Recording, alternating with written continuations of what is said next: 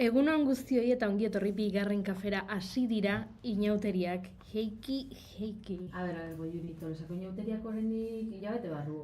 Ez dira hasiko, jada matrak ematen hasiko zea? Ez, June. Aztu Tolosako karnaletaz. Urteko lehen inauteriak ospatu dituzte asteburu honetan. Nafarroan hain zehazki Huitzin. Iote goiztiarrak egiten dituzte bertan, erregemagoen ondorengo asteburuan. Bale, egia. Eta badakizue zein izan den mozorro arrakastatxo Ui, ager esan? Sei balizaren,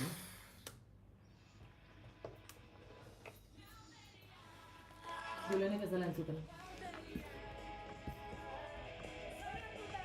Musikaik ez.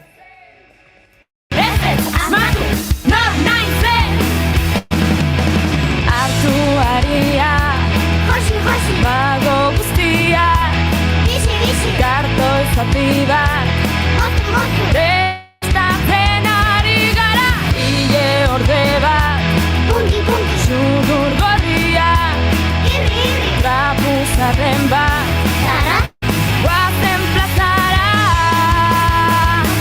Ñauteria Zorrotuta guazen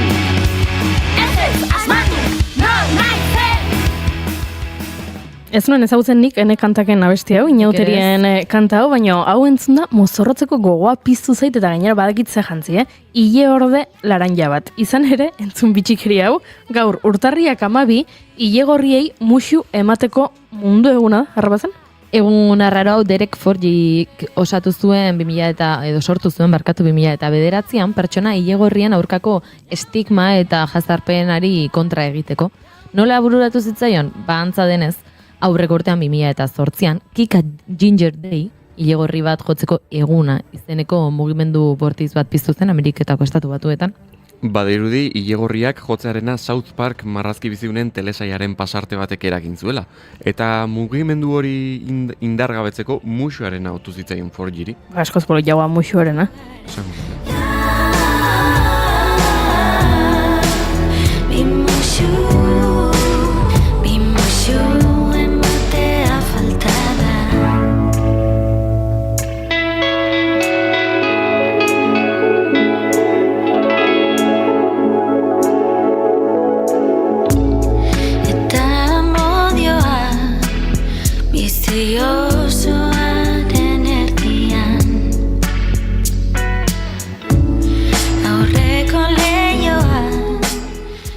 Tira, txantxa zen ez dugu iordari jarriko eta ez gara oraindik mozorrotuko. Hala ere gogotsuekin diogu asteari.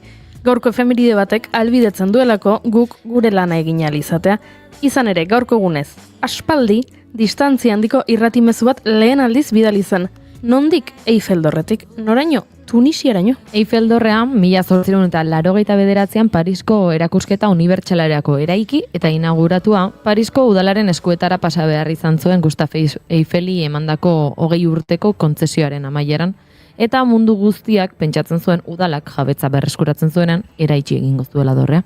Eiffel segituan jabetu zen bere dorrerako erabilera bat behar zuela, eta beraz, hasieratik saiatu zen horretarako justifikazio zientifiko bat aurkitzen, eta justifikazio hori irratiak eman zion. Ze polita.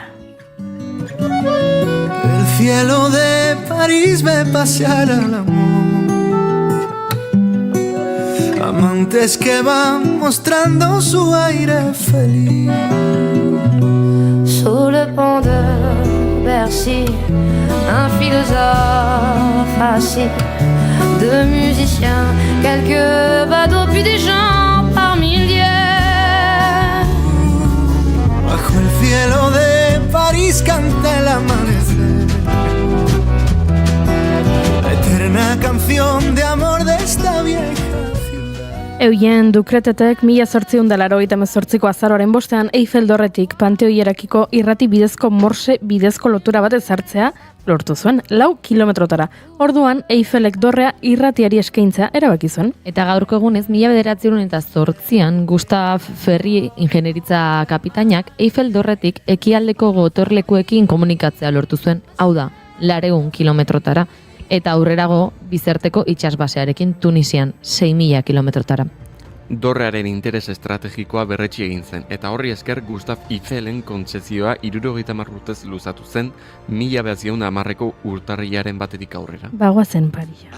Aldala Parisen, soineko urdin batekin, zuk hitz egin bizitzaz, zure aztan ireaz, 3 ordu joan dira, zure eskuei begira. Dantzan, dantzan, musuen ondaretzan Notre Dameko plazan. Dantzan, dantzan, harimen balantzan.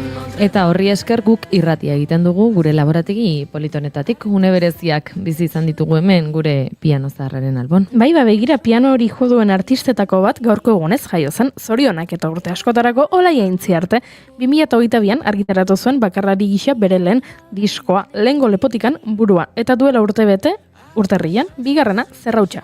Urte bukaeran album honi jarraipena ematen zion epe laburra kaleratu zuen, Zure izenekoa, eta guk asko disfrutatu dugu abesti zahar eta berriekin. Zorionak Olaia eta jarraitu horrela. Baina gaur astelena denez, bere 2020ko kanta hau entzun behar dugu. Hartu nahi alduzu zerbait erekin lana eta gero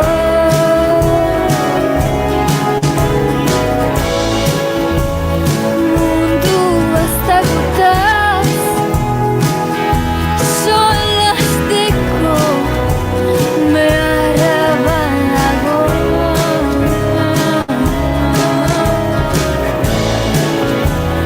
Badakidan arren astelenetan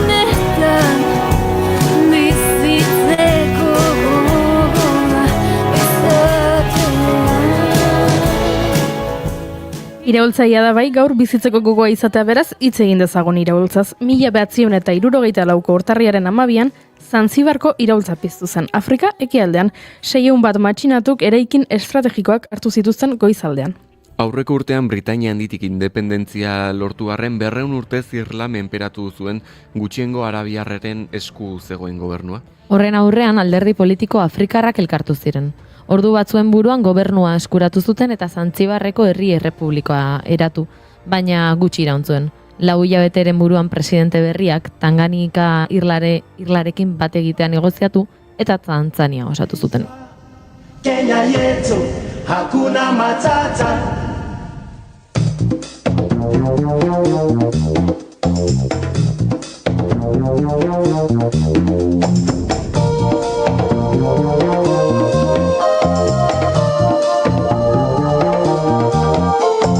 Jambo, jambo bwana, habari gani? Nzuri sana, wageni mwakaribishwa. Kenya yetu hakuna matata. Ngiti jambo, jambo bwana, habari gani? Nzuri sana, wageni.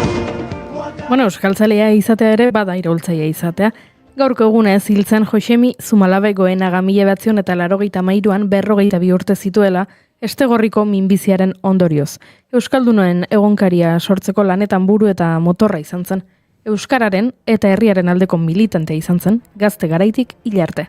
Donostian oso errotutako familia bateko semea, bere aita Jose Miguel Zumalabe etxegila zen. Santo Tomas Lizeoaren sortzailetako bat izan zen, Carlos Santamaria eta Koldo Michelenarekin batera besteak beste. Ama Asensi Goenaga maistra zen.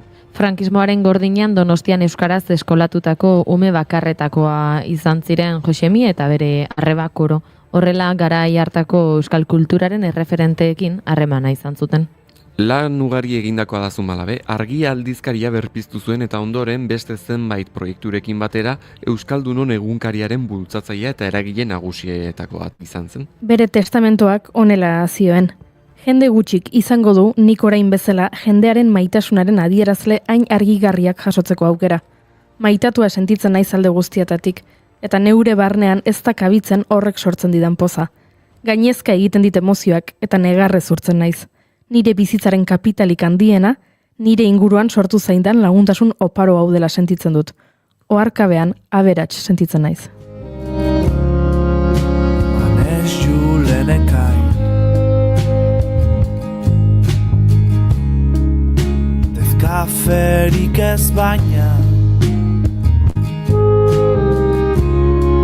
Maitasuna tonaka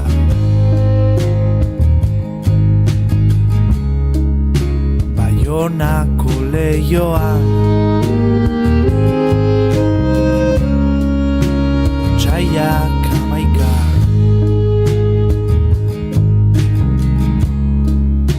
Kafeak ta balalaika Egindako lanen artean esaten da Euskal Sukaldaritza berria bultzatzen ere aritu zela Zumalabe. Juan Mari Arza, Carlos Arguiñano eta Enparauekin baten. Gaurko egunez zendu zen Xabier Zapirain Gipuzkoar sukaldari burua. Euskal Sukaldaritza berria mugimenduaren sortzaileetako bat. Sukalde askotan aritu zen Zapirain, Donostiako Martinez jatetxean, Hilton hotelean, Bilboko Muñatonesen, eta Donostiako Jartzonen beste beste. Baina bere benetako etxea Gurutze Berri jatetxea izan zen. Ia 50 urtez kudeatu zuen. Eta honela ese definitu zuen berak. Niri tontakeriari gabeko sukaldaritza gustatzen zait. Gaur sukaldari bat etorriko da gurera. Gure sukaldari gustokoena Lander Kornago. Aurrez prestatutako janariez hitz egingo digu. Puri-purian tartea ere izango dugu noski astelenero bezala. Gaurkoan gainera, Bart ospatu ziren urrezko globoetaz aritu beharko gara. Eta 40 minutu rock elkartasun jaialdiaren 10. edizioa ospatuko da hilabete barru, eta anteloatzaietako batekin arituko gara. Eta kontu gehiago. Bai horixe, baizue, urtarriak 12 ditu, eta astelena da. Ongi etorri guztioi, 2. kafera.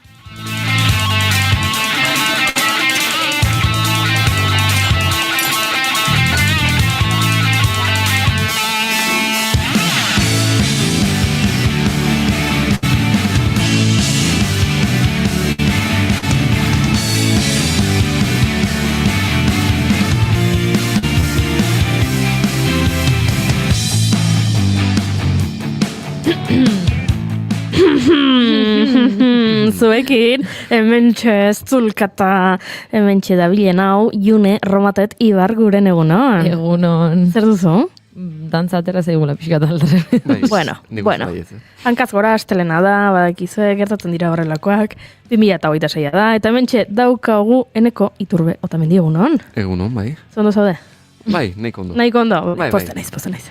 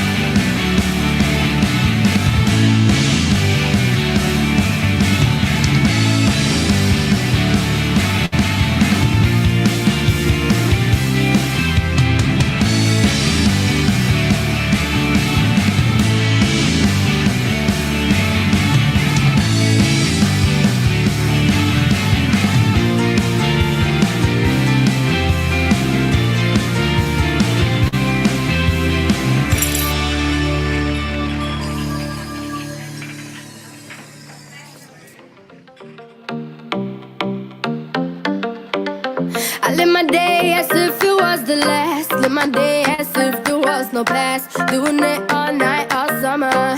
Doing it the way I wanna. Yeah, I'ma dance my heart out till the dawn. Uda garaiak aipatzen ditu Zara Larsonek Lush Life izeneko abesti honetan, eta gu urtarriaren 12an gaude, 2026ko urtarriaren 12a, 2. kafeak 1104 du, goizak 10:23, baina iruditu zait behar genuela punch berezi bat astelen honi buelta bateko. It was a crush. Now I might have wanna said too much, but that's all it was. So I gave it up. I live my day as if it was the last. Live my day as if there was no past. Doing it all night, all summer. Doing it the way I wanna. Yeah, I'ma dance my heart out till the dawn. Eta egunero bezala gure maite dutak elkarbanatu nahi ditugu zuekin, zuen maite dutak entzun nahi ditugu, eta horrela bai hasiera goxoa eman gaurko saioari, eta txatean jada idatzi dute zerbait, beraz, horrekin hasiko naiz? Perfecto. Oso ondo, Gorkak dio urduri dagoela. Eta orain iragarki asko agertzen zaizkiola koltxoiak, kanapeak, ze urduri nagoen. Bihar. Gure entzule finenek jada jakingo dute, gure beste entzule bat etxez aldatzekoa dela Laister, lortu duela bere bizitzako ametsa gorkak eta etxe bat izango duela, eta orain badabilela hueltaka, oea erosi beharra, maiek erosi beharra, aulkiak erosi beharra, eta bai Gorka, ados nago zurekin, zure algoritmoak badaki, etxea daukazula, eta zure algoritmoak badaki, iragarki horiek jarri behar dizkizula orain, zuk dirua xautzeko. But I won't be done when morning comes. Doing it all night, all summer. Gonna spend it like no other. Now I found another crush. The lush life giving me a rush. Posten gara Gorka zuregatik, eta badakigu nolakoak izaten diren prozesu hauek, beraz animo Laister izango duzu zure etxe dotorea, zure gustura jarritakoa, eta pozpozik egingo dugu egunen batean festaren bat zure etxean,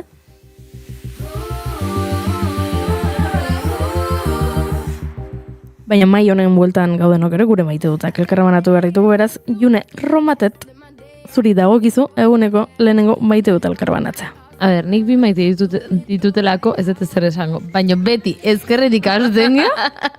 Bai. Zuk esan duzu oso gustoko duzula ulki hori, albidetzen dizulako ikustea gure laborategi honetan. Bai, nire bizkarrean gertatu hori dena Hori da. Orduan ezkerreko hasten da beti. Ez, baina gaurkoan zu dena ezin da ona izan behar du honek oztoporen bat. Bueno, bi maite dut txiki ditut eta enezke jatuko. Nire maite dutetako bat da, pasaden larun batean lagunekin afaltzen ari ginela. Momentu batean, harrapatu gintuztela ginek bi lagun hitz egiten ea ze aspiradora genukan etxean. Oh, wow. Adina. Claro. Eta nire bien komentatzen batekin, benik daukata, marka honetako ez dakizein, besteak, benik marka berdina baino beste bat, eta batean nire ondan zegoen beste batek behiratzen zigun arpegi batekin esaten, goza bat, igual baleia ez ditugu 25 urte, baina eske oaintxe bertan gure realidadea hau bihurtzen hasi da, eta klaro konturatu zien, batean hasi zien kontatzen, eta mailan geroz eta pertsona gehiago daudela etxetik kanpo, dela lortu dutelako alkiler merke bat, beste batzuk etxetik atera nahi izan dutelako naiz eta alkilerra oso garestia izan, eta besteren batek beste suerteren bat ere badaukalako, baina, klaro, batean konturatu ginen gehiengoa ginela mai horretan, egia da ez dela gure kuadriako realitatea gehiengoa gaudela independizatuta, baina kasu hortan gehiengoa ginen mai horretan. Aspiradorez eta sartaiez hitz egiten ari ginenak eta gure ondoan zudela bi pertsona begiratzen zigutena esaten ze letxez eta zaizeazte nik olako gozaitan oaindik ez dut pentsatu behar. Eta bestetik gabe maite dut realidade hori.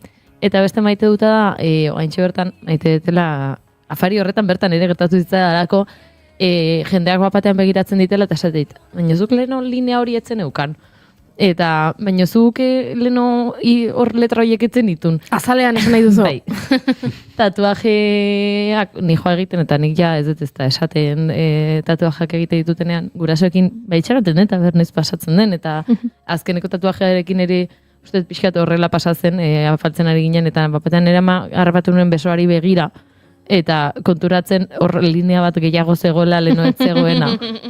Eta aste honetan berdina gertatu zait, kuadriako batek esan zen, baina zuk leno marra hori etzen eukan, baina erakutsen izuen, egin nuela guzkilore bat bizkarrean, eta baina marra horrekin dijo, marraen unik ikusi.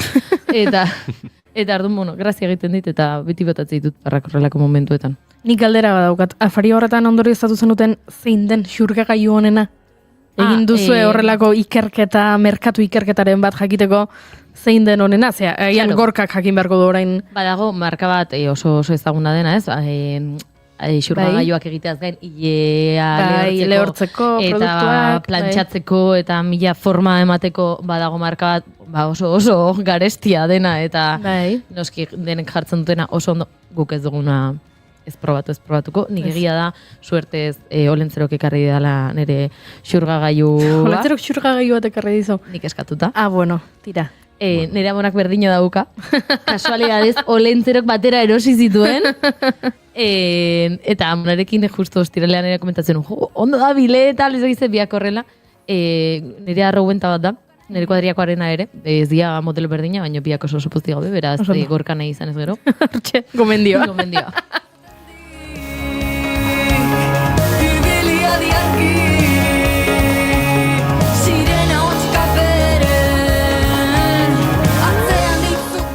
Eta zukeneko, zer maite duzu?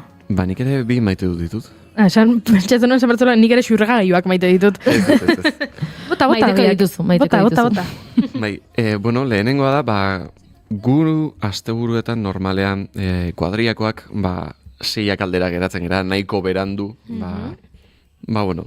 Siesta Bai, egiteko, jokuta gaur egun. siesta egiteko. arratsaldean siestatxo bat egin, eta gero lagunekin elkartu. Bai, hori da, hori izaten da gure plana. Beno, atzo, ba, kuadriako batek futbol partida zuelako geratu ginen arratsaldeko 4etan.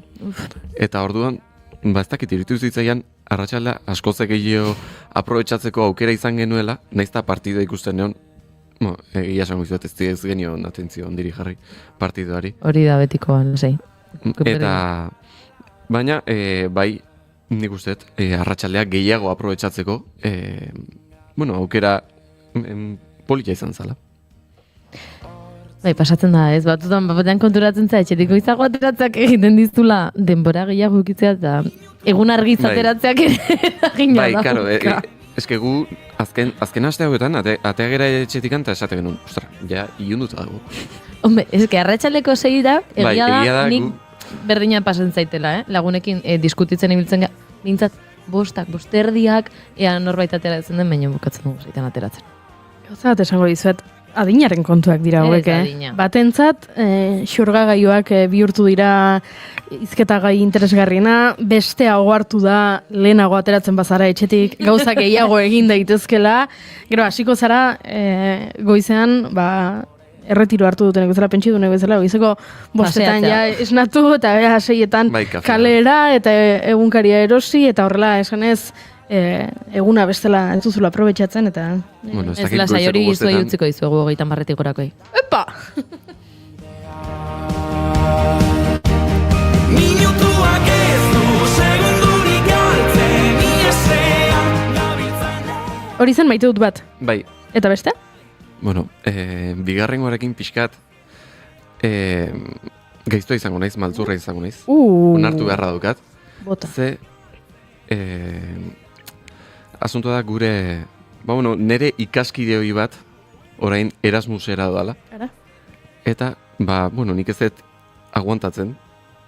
Eta orduan, ba, kanpora doan ez ikastera, ba, poztu egiten naiz. Eta... Ederra! Pio gustatzen zait. Ez. Eta Pozik gainera- zaude, Bai, zure ikaskide hau urrutira doalako. bai, eta gainera, atzo gehiago poztu nintzen ze batek esan zian, ez gainera, han geratzeko asmoa dauka. Eta, Zuk esan zen hau, ametsa. eta bai, ametxe egi bihurtu da. Eta hori nire bigarren maite dut. Gero ni Egia naiz da, bordea, maltzurra zarela, Bai, egia Aizu da. berak esan du, Esan Bai, du, bai, agian maltzurra izango da. Eneko ez genuen zure alderdi hau ezagutzen, baina... Bueno, Pozen gara, Pozen gara. Hemendik Nire. norbaitek galdetzen du, aber, norden klasekidea eta jakin nahi duela pertsona batek beratzagian. Bueno, mesedez, Noski. dena Ez ez da publikotik, baina Noski. agian pertsona honi pribatutik erantzun diezaiok ez du. Dena ez da irratian kontatzeko modukoa, Ego haizeak tokiz aldatzen ditu. Hala ere eneko pozten gara. bai. Zure lasaitasuna Zure, hoi da. batez ere. Zure bake eskerrik asko. mentala, zure ingurune osasuntxua bermatzeko Bai. aurrera pauso bat delako hau, bai, pozten gara eneko. Nire.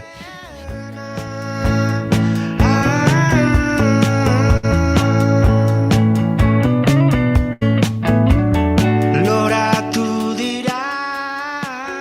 Beno, nola dauden gauzak ez dira horrela gauzak horrelexe daude, gu xurgegaio eta zari ginen, baina gorkak idatzi dutxatean, oparitu didate sukaldeko robota.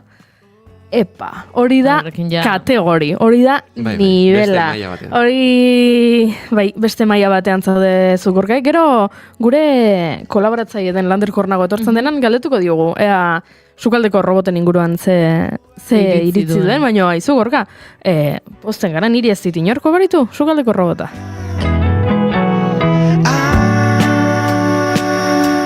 Eta nire maite dut elkarbandatu behar dizuet, eta gaur entzulek, barkatuko naute, baina giro horretan jarraitu behar dut, etxeko kontuak, opariak, eta horrelakoak, izan ere, larun batean, nire urtebetetze eguna izan zen, urtarriaren 10ean, eta egun horretan nik segulako ideia izan nuen, etxe aldatu naiz, eta laguntza behar nuen, altzariak etxe batetik bestera eramateko, altzariak eta arropa, eta edalontziak, eta katilloak, eta den eraman behar nuen etxe batetik bestera, eta ni neroni nintzen gai ikusten lan hori neuk egiteko. Bakarrik behintzat. Eta orduan, aprobetxatu nuen, esan nuen, nire urte betetze egunean jartzen badut, mudantza eguna, agian lagunei ezetz esateko, zaiago jarriko diete, ez, agian esan izan bania, ez dakit, ekainaren batean egingo dugu,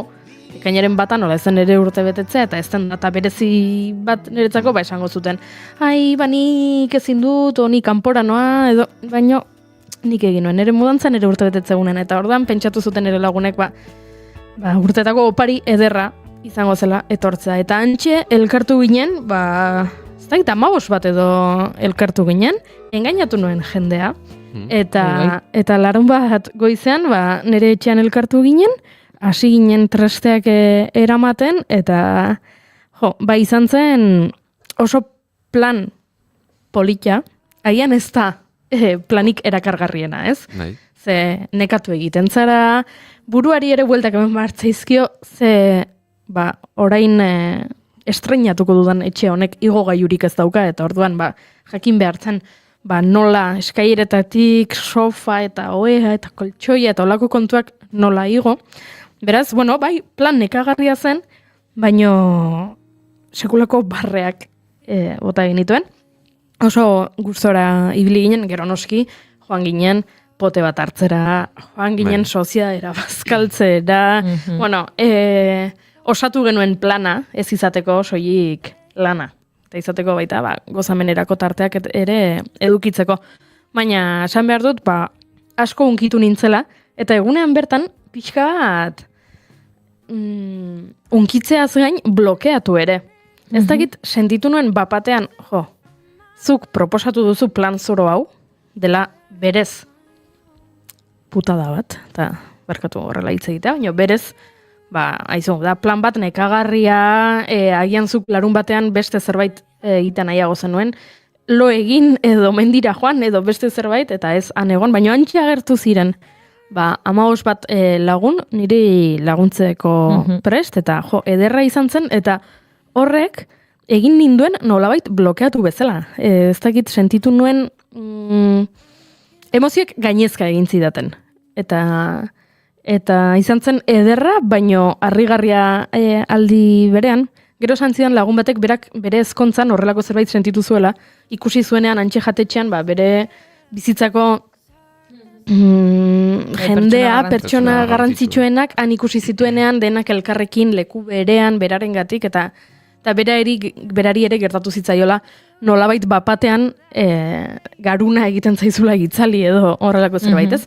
Eta uste dut egun batzuk pasatzen direnean benetan izango naizela ohartuko naizela ze ederra den horrelako lagunak edukitzea eta ze ederra den zure lagunak agertzen direnean zu laguntzeko eta ze plan azkenean polita osatu genuen denok elkarrekin beraz. Eskerrona besterik ez nire lagunentzako, maite zaituztet, eskerrik asko. Eta entzuleak ere jakin behar dute. Gure kolaboratzaile den Imanol González Gurrutxaga etorriko zela esan zuela. Eta ostiraleko gaueko 11:00 idatzi zidala esanez, ez zela etorriko. Ez diot barkatu, eta horregatik gaur, ez diot mikrofonorik eskainiko puri-purian tartean. Takes me away from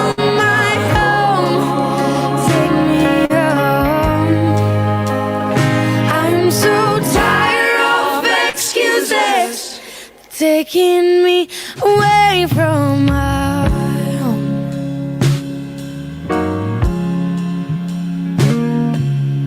Every mistake I make takes me away from my home. I'm so tired of excuses, they're taking me away from my home.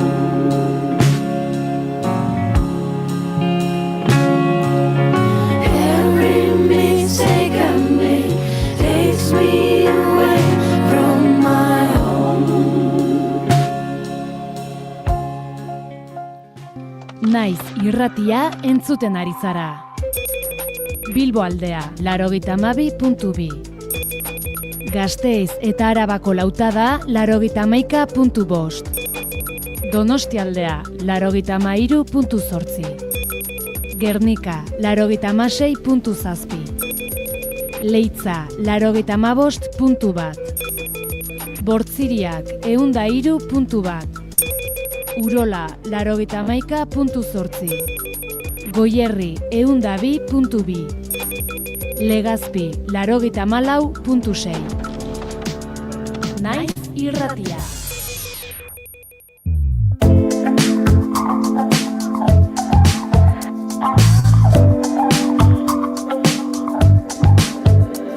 It's you,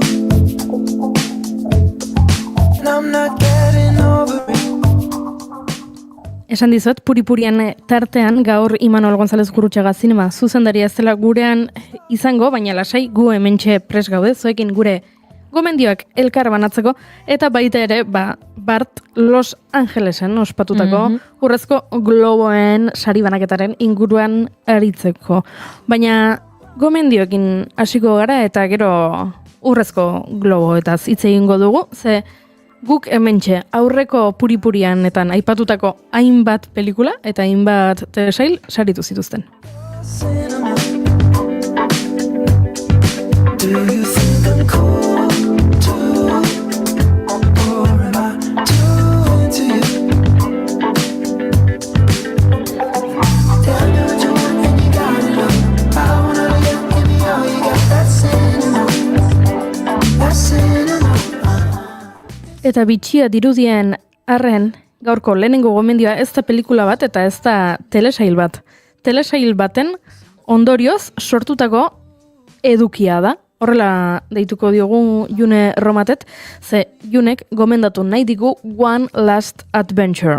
Stranger Things telesaietik eratorritako dokumentala? Bai, esango genezaken ikusten beraiek ere dokumental estiloan aurkeztu dutela, baina egia da, hori, bi orduta pikoko, bi orduta zeozer gutxi irauten duen dokumental bat da, esan dezun bezala hori, One Last Adventure, The Making of Stranger Things bost izena duena da, eta erakutsiko diguna da, azkeneko denboraliaren prozesua bera, ez dute grabatu Stranger Things guztiaren dokumentala.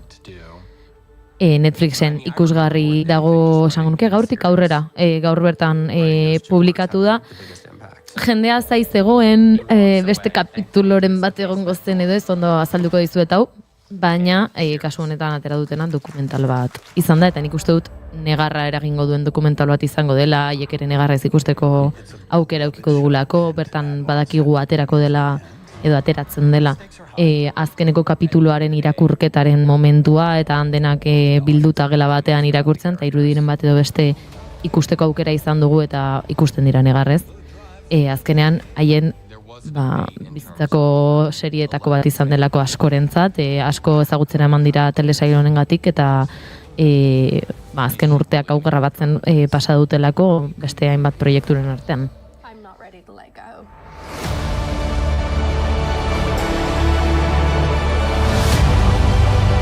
Action! Boom! This show is about how life does throw this stuff at you. It's gonna be messy, but let's shoot. Forever and ever. It's not just about overcoming these obstacles. No, it's the joy of the adventure. Thank you for giving so much of yourselves for all the last tears We love you always. Cut. And that is a wrap. Entzun dugu trailerrean Millie Bobby Brown aktorea esanez ez nago prest agur esateko. Pentsatzen dut ez dela batere erraza izango zure bizitzako hainbeste urte hartu dituen eta gainera zure ibilbidarentzako hain garrantzitsua izan den telesail bati edo pertsonai bati agur esatea. Hori da, esan bezala ez, hori hemengo umeak ziren, hemengo asko hasi zirenean grabatzen, Millie Bobby Brown bera edo eta beste, berekin dauden beste umeen papera egiten duten aktore gehiengoak ezagutu ditugu batez ere honengatik, bai baten bat hasi zen lehenago zerbait egiten, beste eman musikaletan hasitakoa da, Sadie Sink musikaletan aritutakoa da, Aniren paperean ikusi dugu, eta naiz eta izan dituzten beste proiektu batzuk, agian batzuek, Stranger Things izan da haien karrera bultzatu duen telesaia esan genezake, eta honi agur esatea ez da erraza izango, eta ez da erraza izaten ari fan guztiaentzat ez da ere.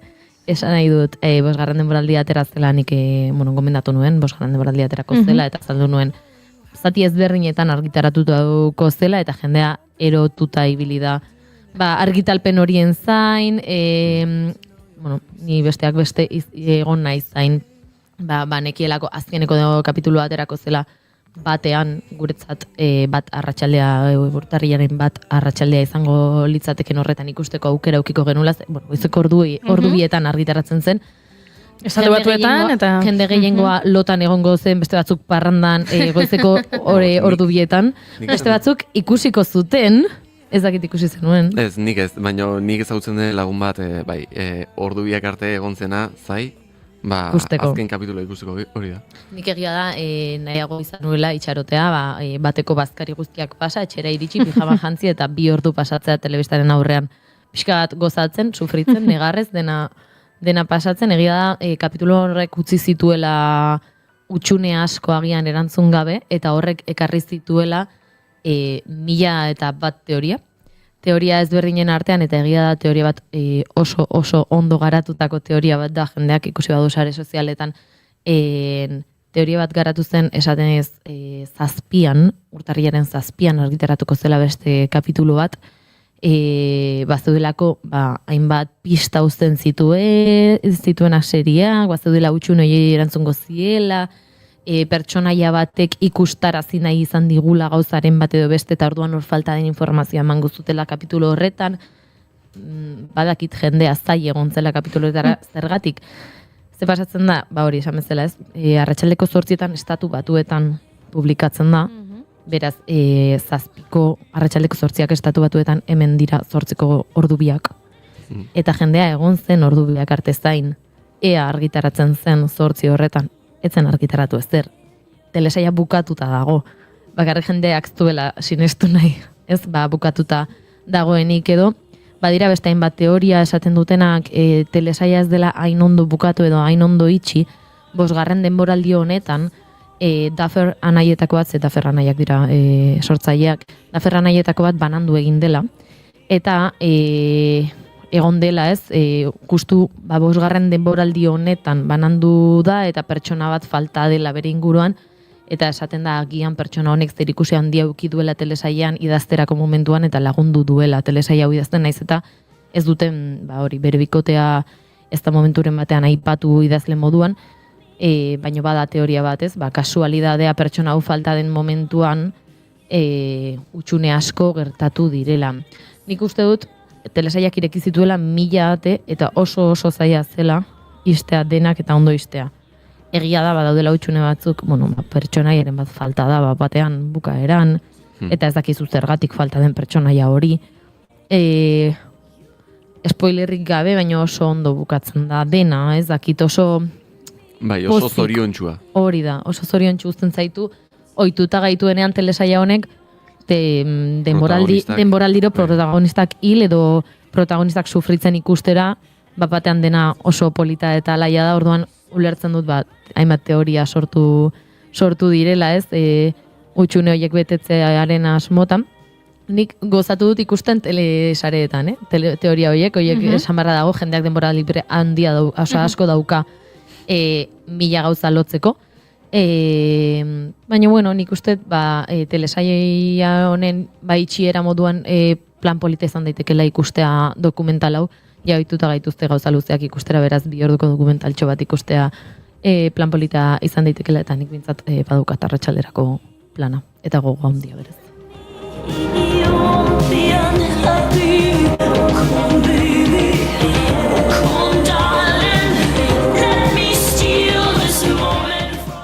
Hor barenengo gomendioa One Last Adventure, Stranger Things, Netflixen, baina bagoaz bigarrenarekin A Night of the Seven Kingdoms. Zer da, haueneko?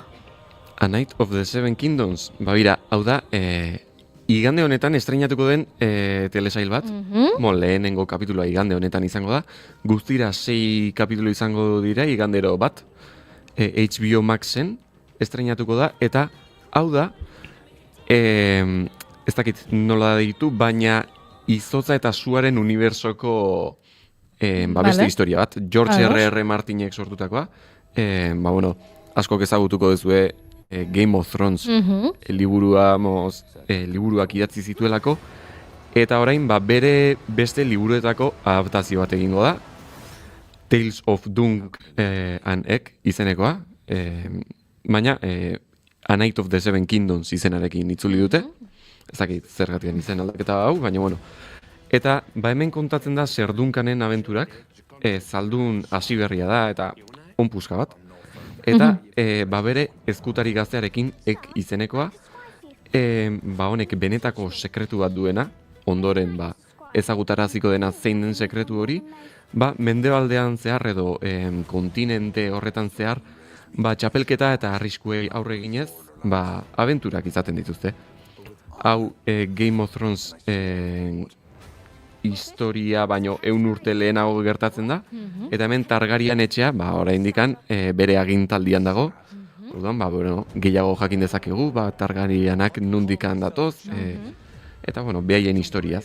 Telesail honek, esan duzu oraindik ez dela estreinatu, igandean iritsiko dela. Igande honetan. Baina dagoeneko zaleak izango ditu, hau da, zuk Game of Thrones ikusi baduzu, ziurrenik gozatuko duzu honekin. Bai, eta askok ere agian liburu hau irakurri dute. Hori da, orduan, postu ezain ausarta, ez da? HBO-rentzat, jakinda. Hori egia. Liburuak zaleak dituela, beste telesaiak zaleak dituela, beraz, ondo joan dadila, hori espero dugu, baina... Bigarren denboraldi bat ere zehaztu dute dagoeneko. Dagoeneko esan dute izango duela. Izango duela, datorren urtean. Orduan, ni behintzat gogotsu. Eta nik esan dut ez dela apostu ausarta, baina ausarta izan ezarren, apostua da. Eta, aizu, bi denboraldi, trailerrean ere ikusten da, hemen aurrekontu potentea duela telesail honek, ala dirudi teknikoki behintzat, eraz... Gainera, telesail honek, George R.R. Martinek esan duenaren arabera, asko gustatu zaio. Badakigu Game of Thrones ez zitzaiola gustatu, nola... Bukatu zen suposatze dut bat. Hori da, azkenengo bizpairu denboraldiak ez zitzaizkion gustatu, nola egin zuten, eta, hau bintzat gustatu zaio. Orduan, ez da gutxi. Nik ez da batre erraza izango, ez da zu idazlea zara sortu duzu unibertso bat, erabakidu norbaitek egokitu nahi duela, edo pelikula, edo telesail bat egingo duela liburu hortatik abiatuta, eskubideak erosten dituzte, eta gero zu, ez zaude gustora, ez zaitu asebetetzen ondorio horrek. Nik uste ere, hortan, igual aldatu daitekela kontua prozesuaren partizaren edo ez? Eta kasu honetan, esango nuko, George R.R. Martin ez dela Juego de Tronos edo Game of Thronesen prozesuan parte izan, eta hor ulertzen dut, azkenean zure mundu hori aldatu bada, min bat sentitzea ez, iruditzen zaidalako, agian, hori, zuk zure buruan dauzkazula, mila historia, eta nik uste dut irakurlei ere ja pasatzen zaigula, zuk zure buruan pertsonaia batzuk egiten dituzu modu batera edo bestera, gero hitz egiten duzu ondokoarekin, eta pertsonaiek ez daukate zer ikusirik, ja zuk zure mundua idatzi badezu, eta gainera, prozesuaren partez bazara, ba hor bai aldatzen direla gauzak adibidez, nik noizbait hitz egin dut, ez, Percy Jacksonen liburuen adaptazioa egin dute telesailetara eta hor prozesuaren parte da idazlea edo badira horrelako hainbat gauza, suposatzen dut sustorik ere ez dezuna eramango, baino ez da erraza izango. Hortxe bigarren gomendioa, esan dugu urtarriaren 18an estreinatuko dela HBO plataforman, esan duzu atal bat igandero. Bai, hori da, 6 atal izango dira guztira, eta orain atal bakoitzaren denbora ez dakitzen batekoa izango den, baina okerretz baldin banago, 30 eta 40 minutu artean dira, nahiko motxak, errez ikustekoak. Oso ondo, hortxe bigarren gomendioa, A Night of the Seven Kingdoms.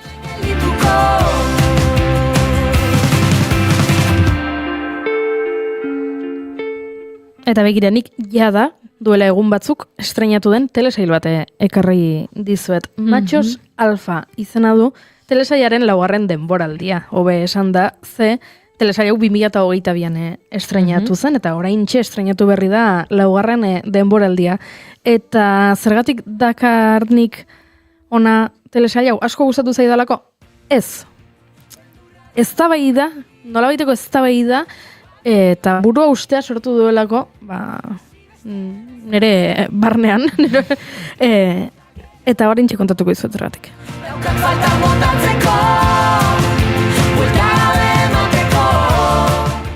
Hasteko, zer da Machos Alfa? Machos Alfa da Netflixen telesail bat, esan bezala 2022ko neguan estreinatu zuten, eta protagonistak bereziki dira 40 urteren bueltan dauden 4 gizon. Ze gertatu zaie gizon hauei ikusi dutela, patriarkatuaren amaiera gertu dagoela, dekonstrukzioaren garaia dela, eta maskulinitate toksikoak ez baian jarri dituela mugimendu feministak, eta orain beraien betiko jarrerak ez direla hain onargarriak.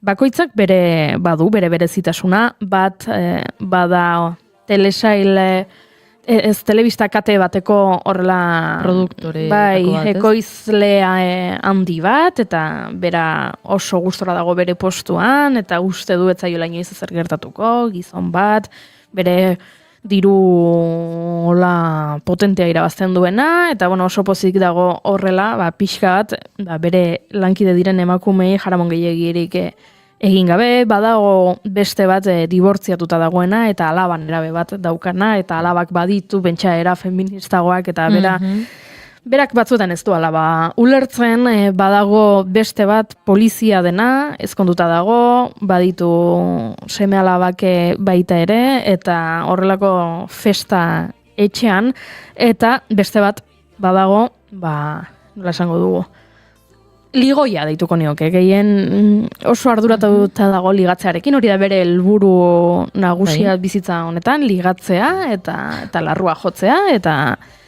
horretarako berari 5 axola zer egiten duen, ez?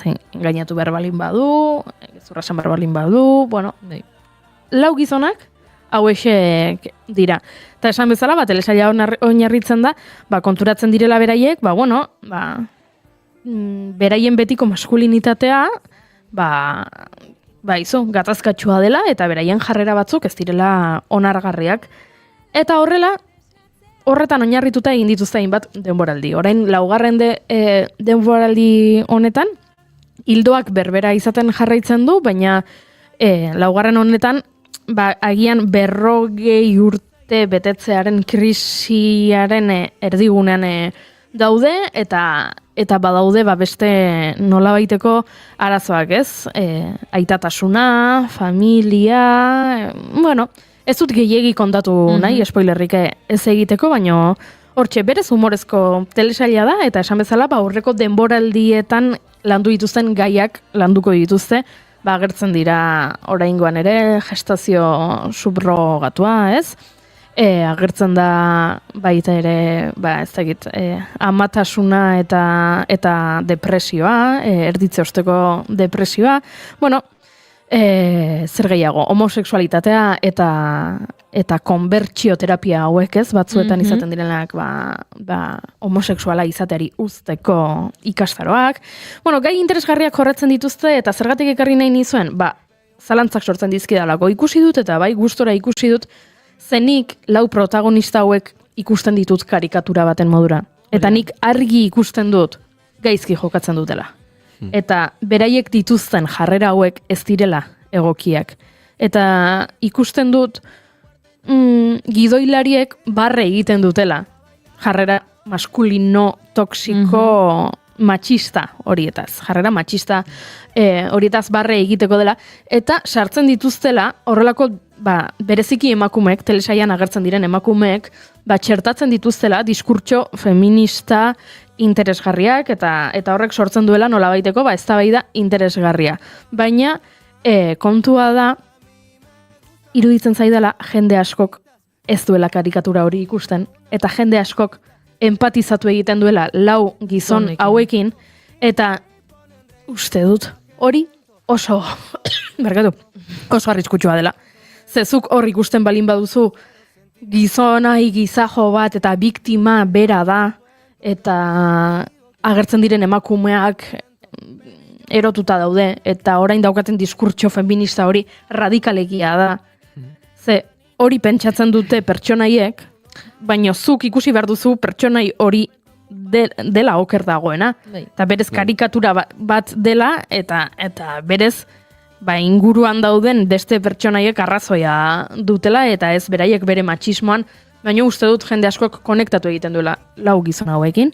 Uste dut jende asko sentitzen dela identifikatuta, eta hori ere, aizu zilegi da, eta benetakoa da, ze gizarte matxista batean bizi gara.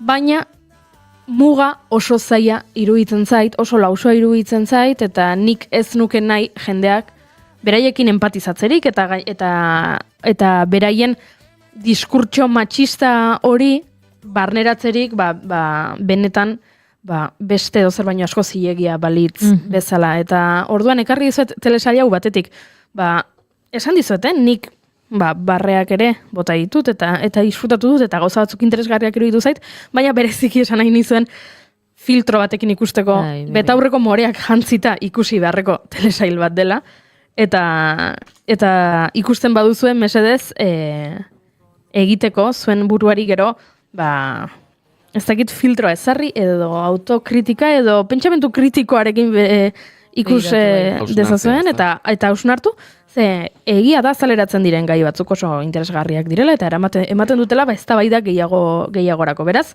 hori nire gaurko gomendioa. Machos Alfa Netflixen, baino horrela zer gertatu da iritsi direla goizeko 11ak eta joan behar dugula azken ordua ezagutzera estudio.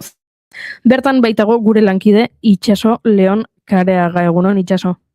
Kaixo, egunon Goiure eta egunon entzuleok, kontatu dezakegu azken orduko honetan. Euskal Autonomia Erkidegoko Auzitegi Nagusiak lan istriputzat jo duela langile batek lankide baten eskutik jasandako eraso fisikoaren ondorioz antsietate nahasmendua diagnostikatu zaion baja aldia.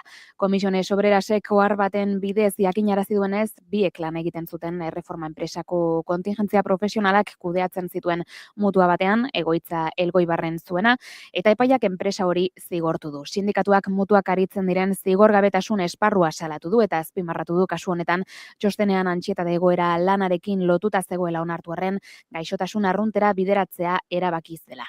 Halaber, gaitzetsi du enpresa saiatu izana prozesu judizialean zehar gertakaria lan istriputzat har etzedin eta langileak zailtasun pertsonal asko lanez kanpokoak eta bere ezaugarri pertsonalen ondoriozkoak zituela aipatu izana. Komisiones Obrerasek azpimarratu duenez, epaiak eztabaida ezintzat jotzen du antsietatearen diagnostikoaren arrazoi bakarra lana dela eta honako hau jasotzen du. Aldi baterako ezintasunaren egoera eragin zuen patologia psikikoa, eragin zuen gertakaria aktoreak lankide baten eskutik jasan zuen erasoa izan zen. Eraso horren ondoren langileak egunero erasotzailearekin bategin behar zuen, bai lanera sartzean, bai lanetik irtetean. Horren guztiaren aurrean enpresak gertatutako ezbeharrari buruzko neurriak hartzeko eskatu arren, ez zuen inolako neurririk hartu. Komisiones Obreras Euskadiko lan osasuneko arduradun Alfonso Riosek baloratu du ebazpenak kateak irekitzen dituela lesio psikikoak lan istriputzat aitortzeko.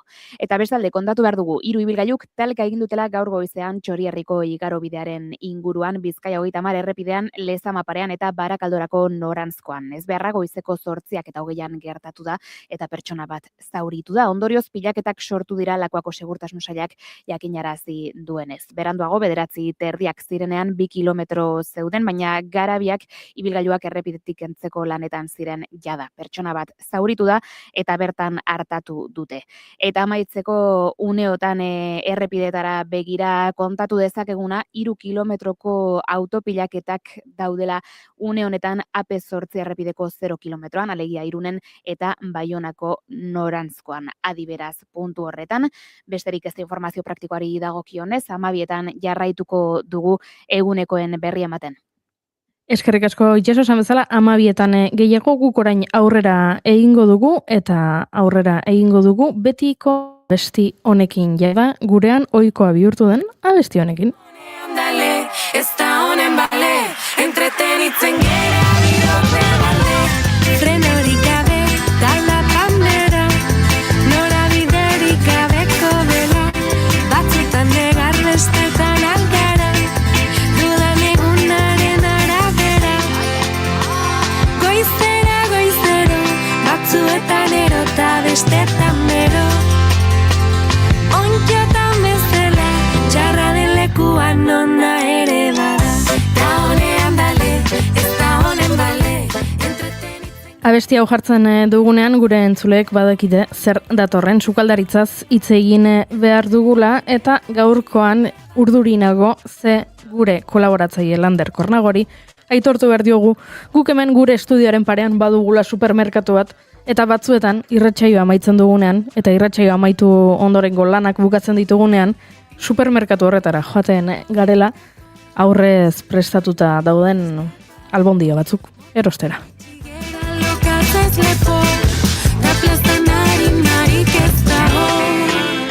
Horixe izango baitugu izpide gaurkoan Lander Kornago sukaldariarekin aurrez prestatutako janariaren gorakadaz ariko gara egunon, Lander? Egunon. Eta urte berrian? Urte berrian. Zer modu zaude? Oso ondo. Oso ondo. Lasai ez dizutela. Bronka gotako gaurkon. Albondiga gero ez da igual bai. Dependen kontekstun arabera. Baina, hortaz itzengo dugu pixka bat. Hortaz itzengo dugu. Horrez prestatutako janariak ze egia da, dendetan ere ikusten ditugula, geroz eta gehiago daudela eta gertatu dela hemen paradigma aldaketa bat. Bai, aigea ikusten, azkenen erosotasuna gure etxen sartu ala, ez? Askotan gauak salbatzen ditugun zeo zer da, ez? Zeo hartu, mikroondago mikrobinan sartu, eta ja afaria, bazkaria indadakau, ez? Baina batzutan ez gea ez dugu pentsatzen, ze arriskuk ekartzitu nolako produktu horiek konsumitzea ez egunero esan nahi dut, ez? Batzutan, igual egun baten ez dizula sukaldatu nahi etxen, ez da ez gertatzen, baina egunerokotasunen sartzien nolako produktuk azkenen bai arrisko kultural eta sozial batzuk dakarki beraiekin eta hortaz itzengo du pixka gaur.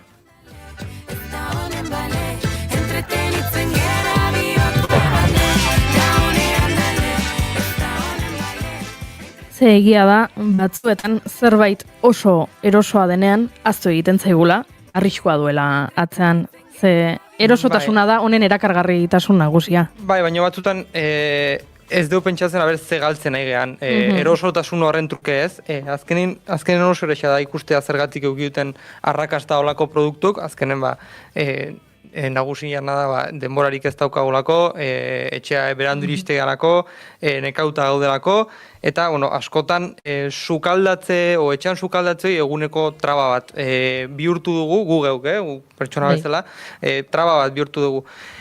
Baina ikusten dugu, azkenen olako janaria, azkarrak bere alakoak eta eraginkorra diala, azkenen etxe noi esan duguna, ez? 5 minututan afaria aukitzea, erosoa, ze komodoa, ez dut denboa galtzen, eta nien ere gauzak egiten segitzitut, ez? Eta eredu hortan, 3 minututan berotzien plateroiek oso ondo funtzionatzeu eta oso eraginkorra dia gure bizitzan, ez? Baina, ikusi behar du baita industriak zenolako joera aldaketa aukidun azken urte hauetan, ez? Azkenen industriak oso ondo jokatu du, ontzi politiak, etxeko errezeta, amonaren errezeta, tradizionala, baina azken gure amonak inoiz ez duen mikrobina erabili. Orduan, hoi baita ikusi behar dugu, ez? Industria jokatzen du, ontzi politiak, ontzi berdeak, kolorekin asko jokatzen du, errezeta tradizionala puntu horiek landuta, azkenen gure etxen eguneroko tasunen sartu dira, ez? Azkenen olako sarrera hoi eta aina handi hoi, gizarte eta sozial eta kulturalan, zoze kalte iten ari zaigu, ez? Aitortu behar dizut, guk noiz erosi izan ditugun plater horietan, argazki bat datorrela eta argazkian datorrela emakume bat, sukaldariz jantzita, eta emakume horren, ez dakit jartzen duen, Amona Mariaren errezeta edo horrelako zerbait. Marketing da publizitate kanpaina oso indartsu dira, azken industria oso handia da, eta marketing puntu horiek asko lantzeue. Eta, jutea jendea da, usteu, esan duzuna ez, albondiga batzuk, taper baten erostea, plastikozko taper baten erostea, uste bet tradizionala dela. Eta azkenen arazoa hoi da, arazoa ez da hoi kontsumitzea ez, eozein momentutan, bai etxen zarela, egun guztia damakizula lanen, eta igual albondiga batzuk itea, esatezu, igual albondiga gaueko 11etan ez ditut ingo. Igual berotuta, jazta. Baina jakitea, hoi ez dala tradizionala, hoi ez dala gure nortasuna babestea ez. Piskat, hoi da gaurko erreflexioa ez, aldatzen ari gala, sutegia mikroguinera aldatzen ari gala ez, eta hemen dago lehen arrisko handiena dela sukaldaritza galtzea, sukaldatzearen galera ematen digunaren ez.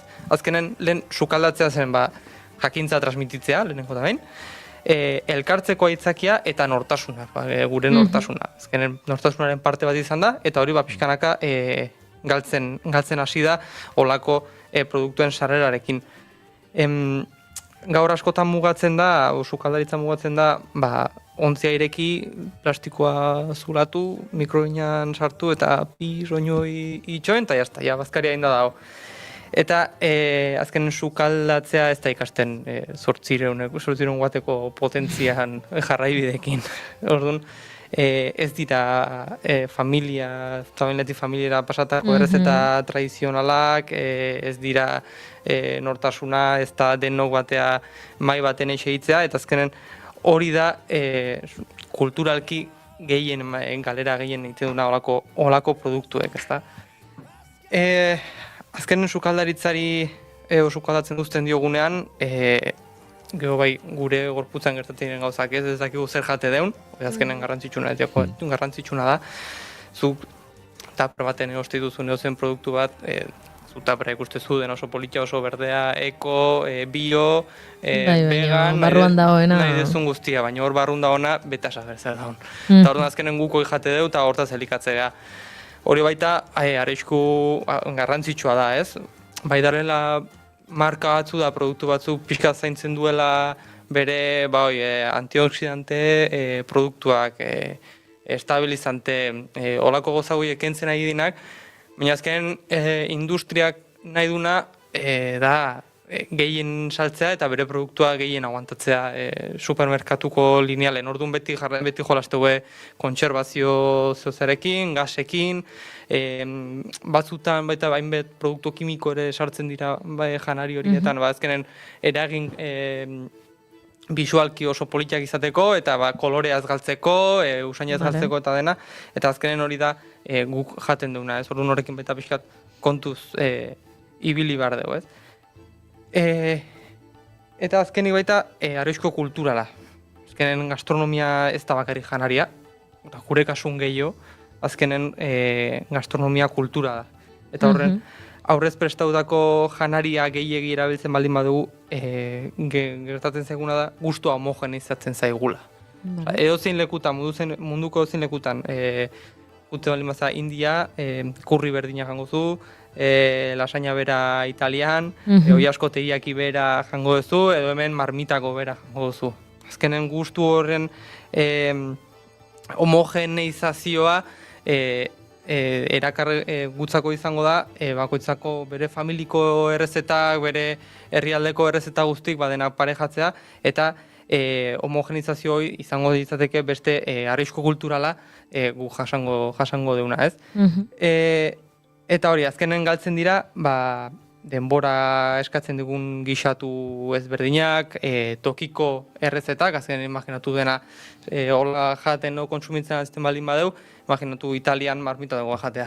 Begoan pixkatarra izango litzateke, ez da. Orduan, tokiko errezeta guzti horiek mugak desagertzen jungo ziren, pixkanaka, eta azkenen gure gustu homogenizatzen hasten baldin bada, hori ez, hemengo pertsona bat, berdin jango luke Frantzian, edo bestela, ez da hain kanpo jun beharrikan, baizik eta igual Bizkaian jungo zan, eta hemengo berdin jango zuen, ez? Eta pazientzia behar duten zapore ezberdinak, ez? Gu oso harri gauta gare zapore batzuta, homogenizatzen baldin badeu, hori galdu egingo zen, eta ez genuen ezer berririk edukiko. Hau, batzuk, janario hauek batzuk ez dira txarrak, azkenen batzuk, osasungarrik izan daiteke, baino gutxienak izango litzateke horiek, azkenen eskala hundian ez dira errentagarriak. Azkenen zuk entxalada baldin badakazu, entxalada 2 egun aguantatzeizu, 3. egunean kale, eta ez dira eskala deleak luzetara ez dute aguantatzen. Eta horregatik, igual baita jolastu esan duna ez gasakin, antioxidantekin, eta horrela, beti letxuga supermerkatun, boltxan politeoteko, eta gutzako erakargarri izateko inorek ez du hartzen gaur egun tomate itxusia, adibidez. Ez da beti esatea, tomate itxusia da zaporezoena egon gana. Borobil nahi dugu, eta gorri-gorria egotea, eta bere zaporea...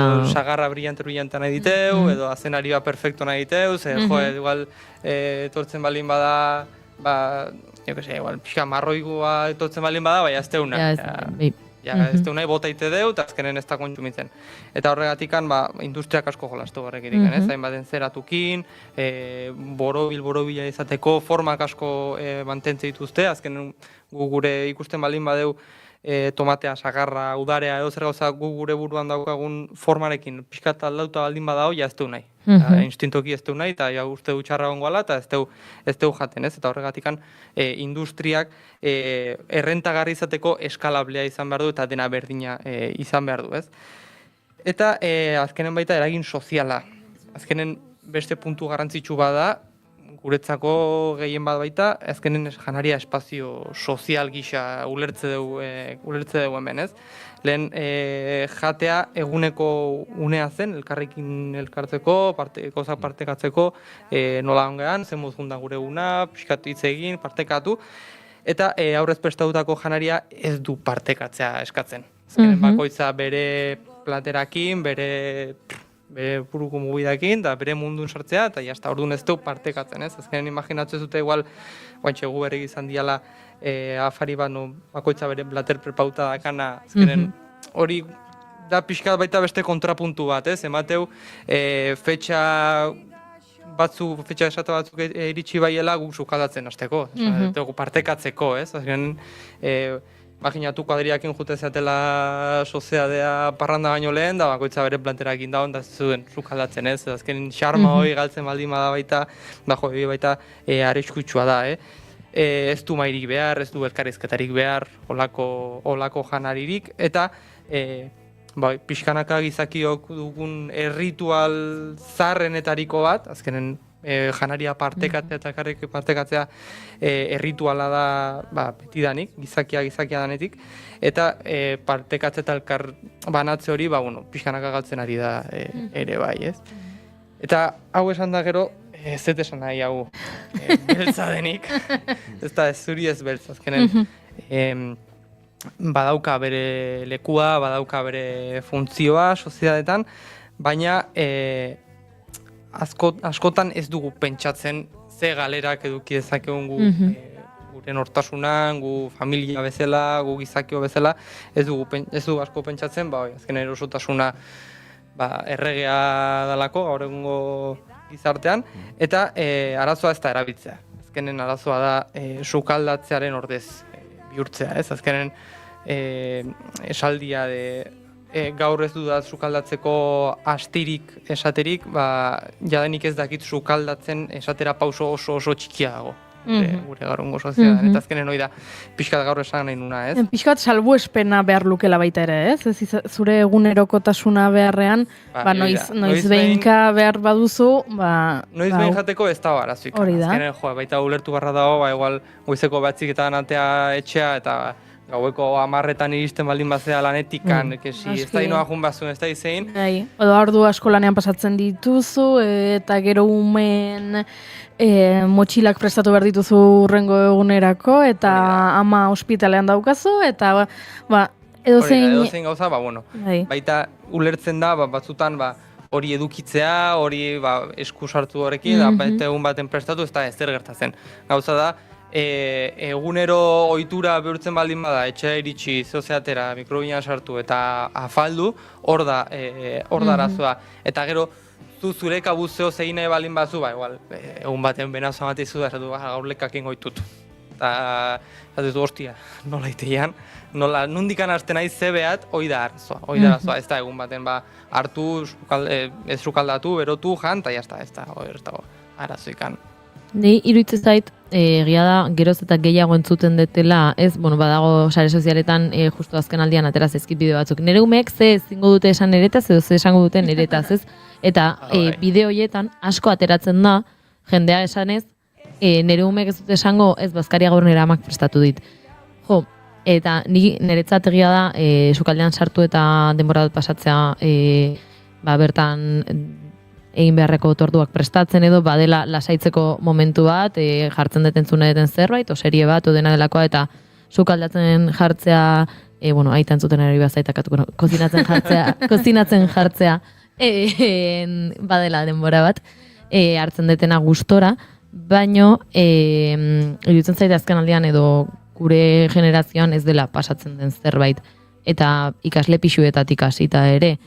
Ohitura oso polita izan daiteke adostea denak batera otorduak prestatuko ditu dela txandaka edo dena, baina denak berdina jatearen hori galtzen ari dela, eta asko dela ez nik etxetik taperrak ekarri ditut, eta nik hori bizitu dut, ez, nire pixukidek ekartzea bakoitzak bere taperrak gainera otorduka prestatuta, eta orduan zen, nik nire buruarentzat sukaldatuko eta azkenean aste osoa pasatzen nuen ia dena berdina jaten, ze neurri hartu arte kostatu egiten da. Batentzako sukaldatzea oso zaila da. Claro, baina egia da, bigarren urte batean pixuz aldatu nintzenan bai aldatu zela, ez? Azkenean konbibentzia ere aldatzen delako, otordu esan dezuna, ez? Prestatu otorduak, eta ja prestatzen astearekin, binaka prestatzen ari zarela, hor konversazioa dago. Jatera eseri eta denak bera jaten egotea, bat mikrondasera noa, berotzen dut, gero bestia, ezakize, eta nire ustez hori galtzen ari da gerozetan gehiago, eta honek ere egin handi dauka. Partekatze sentimendu hori galtzen ari da gehien bat, azkenen, esan dezuna, ikaslea zanen, ikasle pixu bat, ni gastronomia ikasiet, eta beste ikasleen pixutan berdina gerta dezan, ez da, ez zoze guk sukaldaritzaz ikastearen egunero sukaldatze genula, eta, baina azkenen hori baita gerta dezan, ez? Baina beti bilatze genuen, momentutxo bat, gutzako, azkenen, esango, generalean beti okideu puntu hori de ni sukaldatzet relajatzeko. Azkenen, guk ikuste dugu, sukaldario gehien bat ikuste dugu, bazkaria o afaria egiteko prozesu hori oso romantikoa ikuste dugu, ez? Azkenen, ni prestatzen nahi naiz, ze jan behar dezu, eta hortaz, elikagaia eukiko duzu. Hortan guzako oso puntu erromantikoa da, baina hoi bai egunerotasunen sartze zeanen askotan galduiteala, ez? Azkenen, goxadakat, gaurtza bartze eta jazta. Eta azkenen, erromantismo puntu hoi, bai, dala garantzitsua mantentzea, ze azkenen hoi, ez? Azkenen ume batek zuk ematen diozun janaria jango du, ume batek ez daka dezizio potere hoi de gaur McDonald'san umeak ezin du egin, azkenen gurasoa dare atzean, edo tutorea, edo dana dalakoa, ez? Orduan, txikitatikan baita erakustea janaria ez dala baizik eta tripa betetzea, eta zoze egunero hiru aldiz egin behar dezun traba bat, hoi garrantzitsua da baita, umei erakustea, bida horrela itea, hau nekin sartu, sukaldean, probatze dugu, eta egun baten, ume bat, supermerkatuko pizza bat ematen baldin bane duzu, ados, ez da barazoikan, ez? Baina umeak ez egoteko egunero lasaina, pizza, hamburguesa jaten eskatzen baita, azkenen umeantzako kaltegarria da. Azkenen umeantzako eta kultura soziala edozen nahi ezuna, baina azkenen umearen osasuna da lehenengo arriskuan jartzen duguna olako egoerekin eta olako egunerokotasunarekin. Eta, Lander, agian izan daiteke beste momentu baterako gai bat, baina agi egongo dira platerak edo orduak prestatu ditezkenak era errex batean edo zure ardura asko ez duena eskatzen, jende honek esaten duena ez daukat denborarik edo ez dakit kozinatzen azkenen hori da bilatu sukaldaritza ikuspegi nutrizional batetikan. Azkenen badakigu plater bat osasungarri izateko zer behar duen, ez? Karbohidrato aporte bat, proteina aporte bat, barazki pixka bat, orduan gutxi gora bera hola errex manejatzezu. Pixka da organizatzea, jende asko etortzea igandea, eta igandea da bere eguna aste osoko bazkariak egiteko, taperretan sartu, izoztu, lo que sea, baina horrekin botatzeu aste osoa. Hoi metodo bada, gaur egun pixkanaka gehien sartzen ari dela, eta baita garrantzitsua da, baita politia olako gauza egitea, baita zuzurek aguz jateko, aste jateko. Bueno, argi geratu zaigu behintzat, ez zarela etorri herri eta botatzera, eta hemen kontua ez dela prestatutako janaria, aurrez prestatutako janari hau, ona edo txarra. Ez, azkenen da zenbaleku eman nahi diogun gure bizitzan. Pixka zitzen duguna, pixka bat ondo, asko gaizki. Hoi da erreflexio azkarra, ez? Azkenen esan duguna, sukaldatzea ez da gorputza elikatzea bakarrikan, ez? Zaindu, partekatu, transmititu, eta gelditze puntu hori ere bada. Eta azkenen gero azkarrago mundu honetan, sua piztea, igual, agian resistentzia kultural txikia da, ez?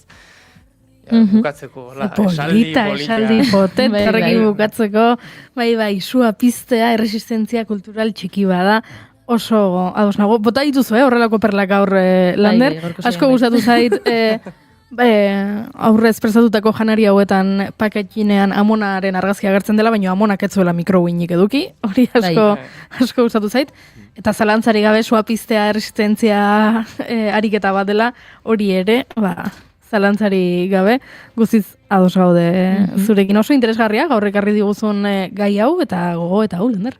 Eskerrik asko entzutagatik, beriz egon bidatzagatik gaur, eta itzen duna, sukaldatu hainbeste ez dala kostatzen. Eskerrik asko, Lander, urren arte. Urren arte, agur.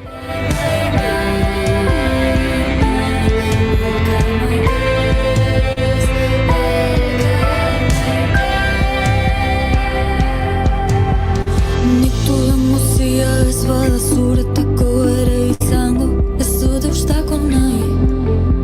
Yo nunca pude vencer nada muy grande, caramelitos de miel, toma mi parte. Lloratuko zara, maitea, lloratuko zara. Lloratuko zara, maitea, lloratuko zara.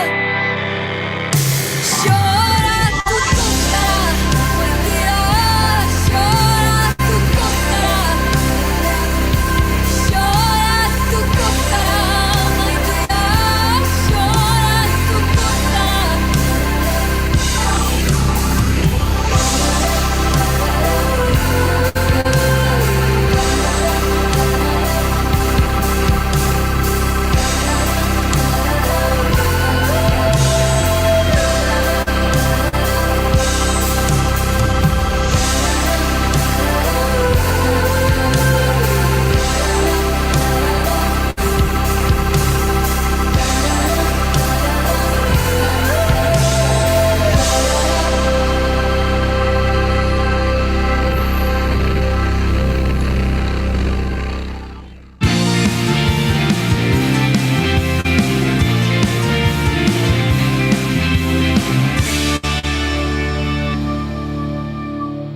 Emaiozu bigarren aukera bat egunari. Naiz irratian, bigarren kafea. Aizu, baltzenekien oraindik ere hipoteka gastuak erreklamatu daitezkeela? Etxe bizitza bat erosteko hipoteka bat sinatu bazenuen 1985ko urtarrila eta 2019ko ekainaren artean, jar zaitez gurekin harremanetan eta erreklamatu alizateko behar duzun dokumentazioa zein den esango dizugu. Informa zaitez, konpromisorik gabe. Emma abokatuak, 611 411 868.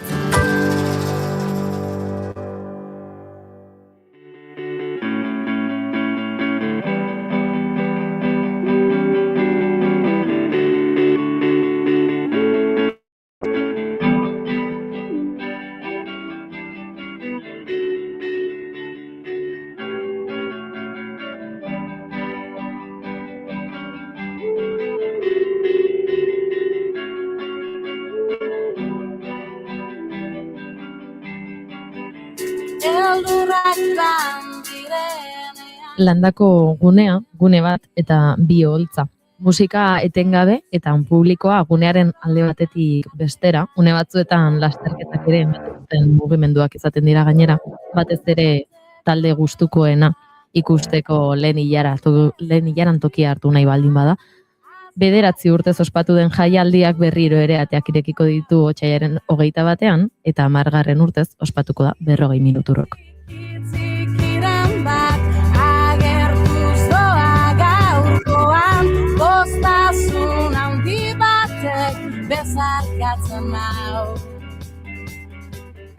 Jende askorentzat abenduan Durangoko azokaren tokia izaten den hori, beste askorentzat otsailean Euskal Presoen aldeko elkartasun ekitaldiaren tokia da. Eta beraien agendan markatutako eguna izaten da.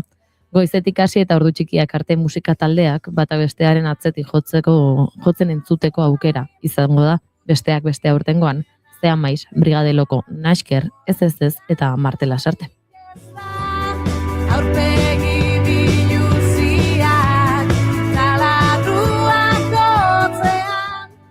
Musika jaialdia baino elkartasun eguna izaten da otsaileko larunbat hau eta bertaratzeko orainik sarrerak badaude.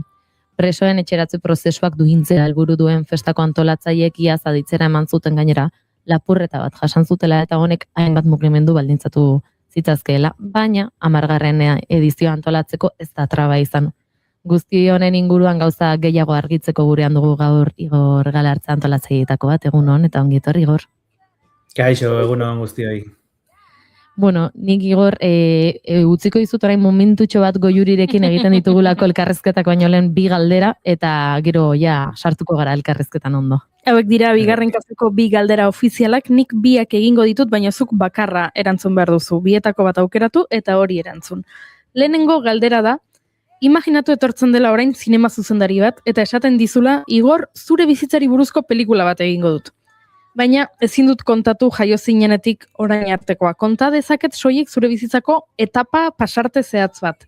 Galdera da, ea ze pasarte aukeratuko zenukeen, gero pelikula batean islatuta ikusteko.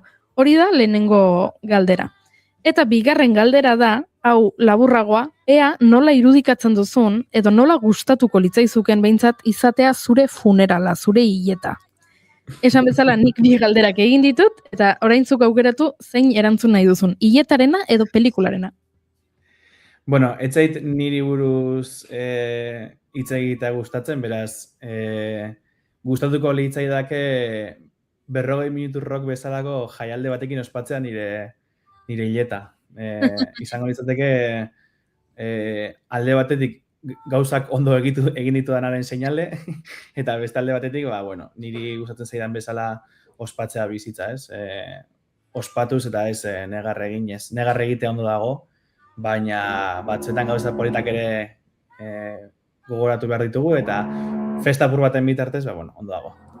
Jaialdi bat antolatuko duzula esan duzu, gustatu zaigu ideia hori, baina honek sortzen du... Antola esatela nire partez.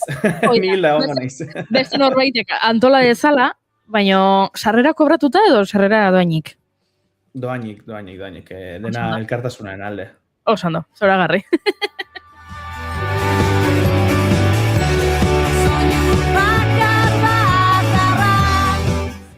Tira, galdera ofizialak eginda gaurko gaia 40 minuturrok da, eta horren inguruko galderak egin beharko ditugu, June. Horixe da, lehenik eta behin bai sartu nahiko nukela Igor, 10 urte beteko ditu aurten jaialdiak, ez? Esan dugu elkartasun jaialdi bat dela eta ez bakarrik musika jaialdi ohiko bat, baina gustatuko litzaiguke pixka bat jakitea nondik sortzen den hau edo nola sortu zen hau, ez dakit prozesuaren hasieran ere bertan izan zinen, Igor.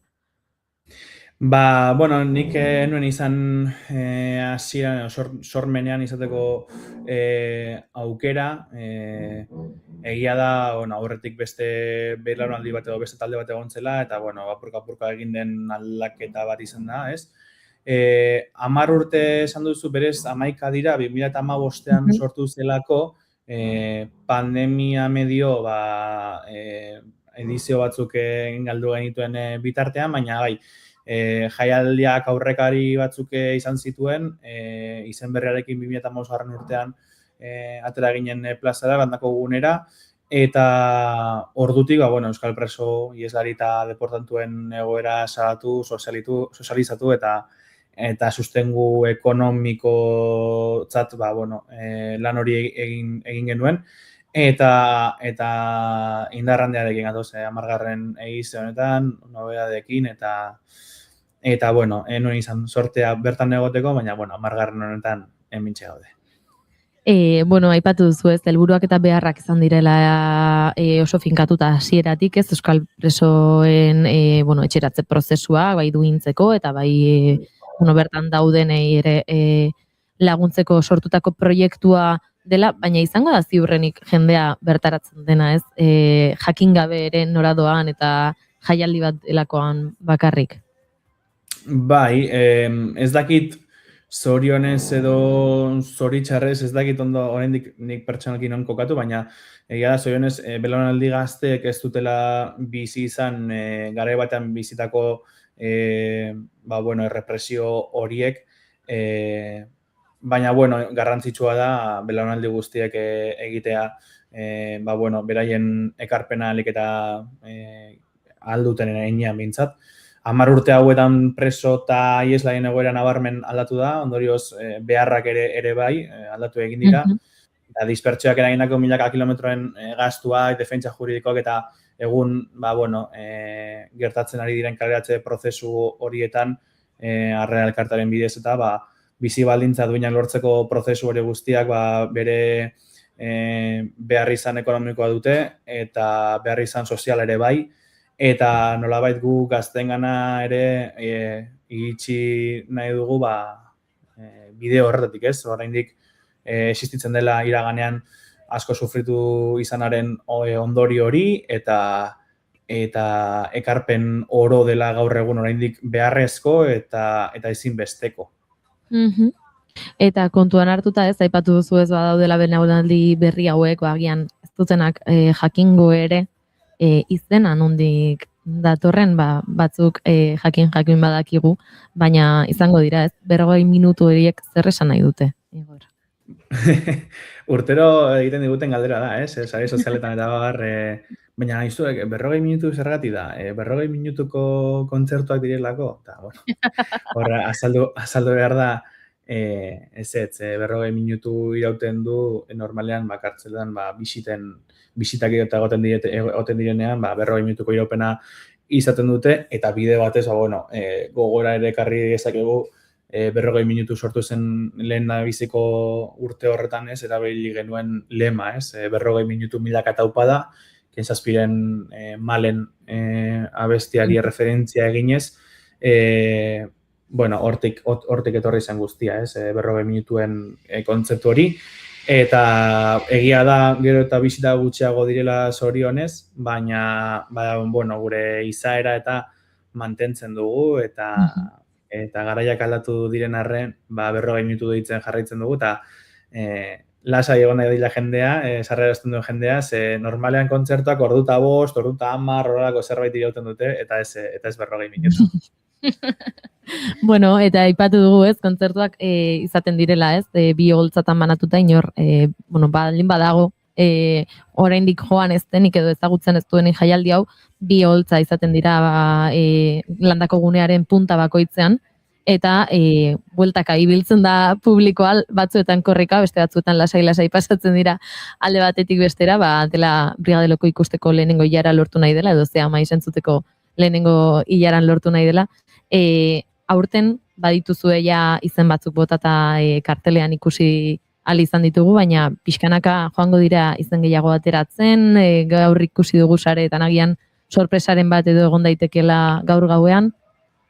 Bai, gerta daitezke, azkenean horrelako jaialdi bat antolatzerakoan, eta hau garrantzitsua esatea, elkartasun jaialdi bat garela, ez garela etekin ekonomiko bat propio ateratzeko sortutako jaialdi bat, eta horrek atzean dakar, lan bat, aurrelanketa bat, eta bidean 1000 esi gainditu behar ditugunak, edo 1000 harritxo bide bazterran utzi behar ditugunak.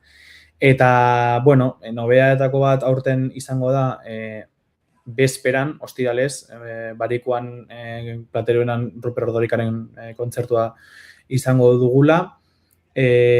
Sorpresatxoren bat edo agian egongo da larun baterako, uste dut jendeak eskertuko duen sorpresatxo bat, kokapenaz ari naiz.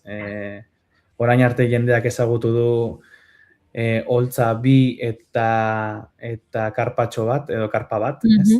Eta, bueno, agian hortik etorriko da sorpresatxoa, eta badu lotura agian ostiraleko kokapenarekin. Eta horrez gain, etengabe ari gara, saiatzen jendearen gana alik eta gehien iristen, eta eguneratzen eta bai gure modua, ez? Lantalde, auzolanean edo egiten dugun lantalde bat gara, eta saiatzen gara gauzak tamainoan eta dugun indarran arabera egiten, eta uste dugu, adibidez, urte polita izan daitekela 10. hau, kamisetak edo delako horrek, plaza ateratzeko, eta nahi duenak, gure proiektu honen parte izan eta ekarpentxo hori ere egin, ondo baino hobeto, eta horixe, apurka gauzak diskretuki eta humiltasunez, baina ikusten dugu jendeak, erantzuten duela. Aurtengoa pixkanaka badoa aurreraka, hilabete falta da oraindik aurtengo hasteko, baina aipatut sarreran igor iaz eman zenutela ditzera lapurreta bat jasantzen utela, eta horrek baldintzatu zuela zuen bai helburuetako batzuk edo zer gertatu zen, eta izan zenuten beste bide bat lortzeko aukera ere, ez da? Bai, hor lehenbizi aipatu nahi duguna da, eskertu nahi dugula ekarpen oro, lapurreta horren berri eman genuenetik sekulako babesa jaso izan genuen, diru mordoa emandu doaintzan herriak beste behin, erakutsiz horrelako elkartasun jaialdiekin eta oroar herriarentzako lanean diharduten jendearekin badagoela elkartasun hori eta lan laguntzeko nahi hori grina hori, eta horren bitartez lortu dugu iristea jende gehiagoren gana eta azkenean borroka gehiagoren gana. Barkatuko diazu ez dakit entzuten den, baina auzoki ari dira justu gorra bat egiten. Auzolana, ez? Auzolana hori ere bada. Ez, eta hain zuzen ere hori. Errealitate horixe da, Igor, aizo. Bai, hau da, auzolana egunera. Eta ez, baina egia da, ez? Azkenean guretzako kolpe latza izan zen hori, ekonomikoki batez ere, eta horren berri eman genuenean, herriak nola erantzun zuen ikustea, gure aldetik beste behin zorretan geratzeko moduan gaude herriarekin, eta alde horretik, saiatuko gara jendeari ere alik eta erantzun honen ematen, eta beraiek eman diguten ere gure aldugunenetik ematen, bueltan. Horri pixka bat buelta eman da, aurtengo jaialdia esan dugu, pixkanaka berrikuntzaz berdinak, agian kamisetak ere izango ditugula, eta sorpresatxoren bat espero dezakegula, baina horretarako sarrerak erosi behar dira, eta gaur egun oraindik sarrerak badaude, ezta? Bai, oraindik badaude, baina argi biliz, Elorrian ja bukatu ziren, beti izan da Elorri oso musikazalea eta baina bai, esan behar dugu, sarrerak oraindik eskuragarri daula hainbat puntutan, aste gutxi barru hiriburuetara bakarrik mugatuko gara, hori urteroko kontua da, beraz horretarako ere egon daila jendea, eta ezin badu hurbildu puntu batera ere, beti dago online hartzeko aukera, deno dakigu online ere ordaintzeak ze bide sari duen, hortzi ordaintzari, baina ezin duenak horti dauka aukera, eta bestela esan dakoa, Durangon, Beasainen, Bergaran, Donostian, badago aukera, Baionan ere oraindik, badago aukera lortzeko. Egun osoko plana izango da otsailaren 21-koa, eta bai pixkat bukatze aldera Igor galdetu nahi nizuna, asteburu honetan ez, esaldia izan da, asteburu honetan ezin da gehiago luzatu. Izan dugu oso aldarri eta oso presente, 40 minuturrok zenbat gehiago luzatuko da, edo luzatu daiteke? Behar den beste. gu lantaldetik motivazio handiarekin hurbiltzen gara data hauetara eta esan duzun bezala, ez? Preso eta ieslariak kalean eta gure herrian egotea ezin da gehiago luzatu, sufrimendua gehiegi luzatzen ari da. Aldiz jaialdiak beharrek eskatzen duten beste iraungo du, esan bezala, egun harrera elkarteak adibidez egiten duen lana ikusita, ikusten da beharra oraindik handia dela, ez? Eta ez bakarrik ekonomikoki ere bai, azkenean bergizarteratze prozesu horiek oso garestek izaten baitira, eta azkenean kontziente izan behar gara bergizarteratze prozesu horiek ez dira justuak. Beraz, hori ere kontuan izan behar dugu. Orduan, ez ekonomikoki bakarrik baizik eta sozialki ere oso garrantzitsua da, lehen esan duguna, ez? Oraingo belaunaldiak lehen zer batzuk sufritu zen eta hori guztia ezagutzea eta memoria hori barrenatuta izatea oso garrantzitsua da eta guk ere horretan laguntzen dugu eta gehiago lagundu badezakegu, horretan jarraituko dugu. Gero prozesu hau espero dugu laster iztea eta behin hori zarratuta, ikusiko dugu zer gertatzen den, ez? Atortxuk bere etaparekin bukatu zuen, orain askek hartu du nolabait testigua, eta guk ere guretik egingo dugu, agian 5 urte barru beste realitate bat bizi dugu, oxala ez, baina momentuz uste dut behar dugula 40 minutu bezalako jaialdi bat. Eta azkenik, Igor, aprobetxatuz hemen gaudela, galdetu nahi nizun, agian izango da txandalarien beharrik, horrelako gauzetan auzolana beti behar izaten da, hemen utziko dizut artitxo bat, nahi izan ez gero, deialditxo bat edo egiteko.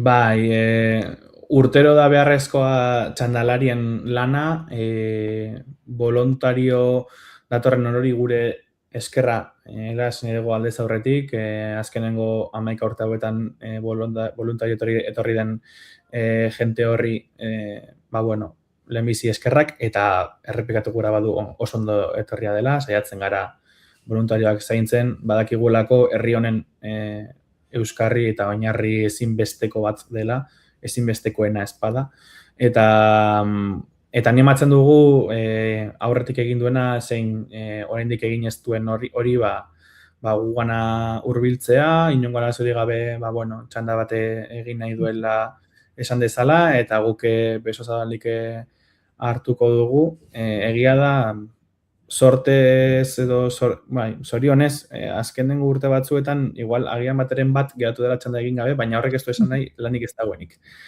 Orduan, lasai idatzi diezagula sare sozialetatik eta eta guk erantzungo dugu. Eskerrik asko Igor hau guztia kontatzeagatik, gogoratuko dugu, otsailaren 20an ekitaldia egingo da eta Ruper Ordorikaren kontzertua izango dira, eta 21an izango dugu 40 minuturrok, beraz eskerrik asko Igor eta ondo ondadila urtengoa ere. Eskerrik asko zuei eta berdinan ikusiko gara. Agur! Acapar un pistolero arrantzar eta marinero jago zuen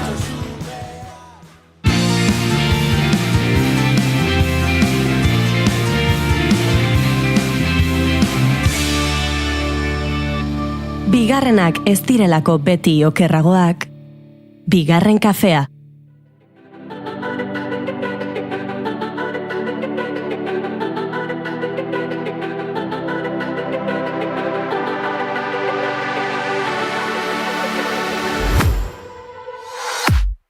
I was a ghost, I was alone,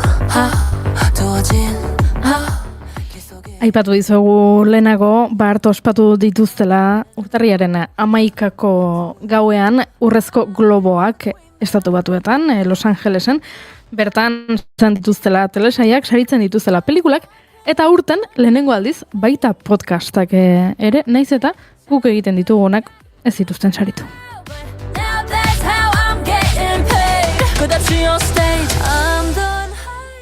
Eta esan dugu irabazleen inguruan ariko ginela, eguerdiko 12 gainean ditugu eta iaia astirik gabe geratu gara, baino aipatu nahi genuen noski abesti hau June Romatetek ekarri zigun duela hilabete batzuk puri-purian tartera, eta abesti honek irabazi du abesti onenaren Urrezko Globoa.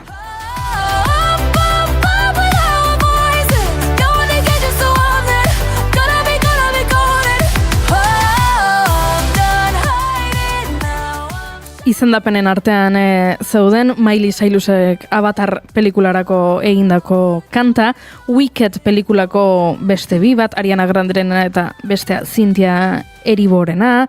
Bueno, bazeuden abesti asko, eta asko baita Nick Caven abesti bat, eta etzen erraza jakitea zeinek irabaziko zuen, baina egia da Golden abesti hau entzun dugula azken hilabeteetan asko, eta asko, eta asko, eta June zer esango dugu merezizuela saria. Noski merezizula.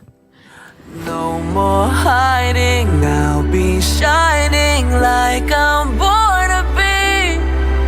'Cause we are hunters, voices strong and I know I believe we're going up. Baina egon dira, saritu gehiago noski, eta pasaden astean hitz egin genizuen One Battle After Another, una batalla tras otra pelikularen inguruan, eta berak irabazi du pelikula, bueno, saiak izana du pelikula musikal edo komediazko pelikularik onena, eta horretan One Battle After Another izan da irabazlea.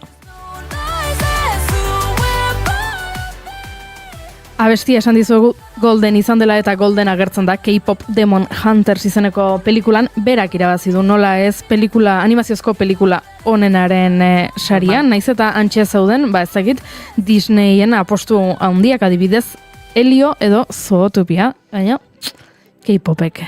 Azken urteetan Disney beherakada bat jasaten ari da? Bai, nik ere horixe pentsatzen dut. Ikusi duzute bi horietakoren bat? Helio ikusi dut nik. Nik Zootopia. Begira. Eta gozatu nuen, esan beharra dago, edituela oso keinu politak beste pelikulei eta oso ondo dagoela. Bueno, beste pelikula bat aipatzagatik, beste kategoria bat, pelikula, dramazko pelikula, hemen bazauden Sinner, Sentimental Value, The Secret Angel, I Was Just an Accident, Frankenstein eta Hamlet, eta Hamletek irabazi du, eta hau haien beste norbaitek gehiago gure Imanol kideak, uste dut, Sentimental Value irabaziko zuela pentsatzen zuela.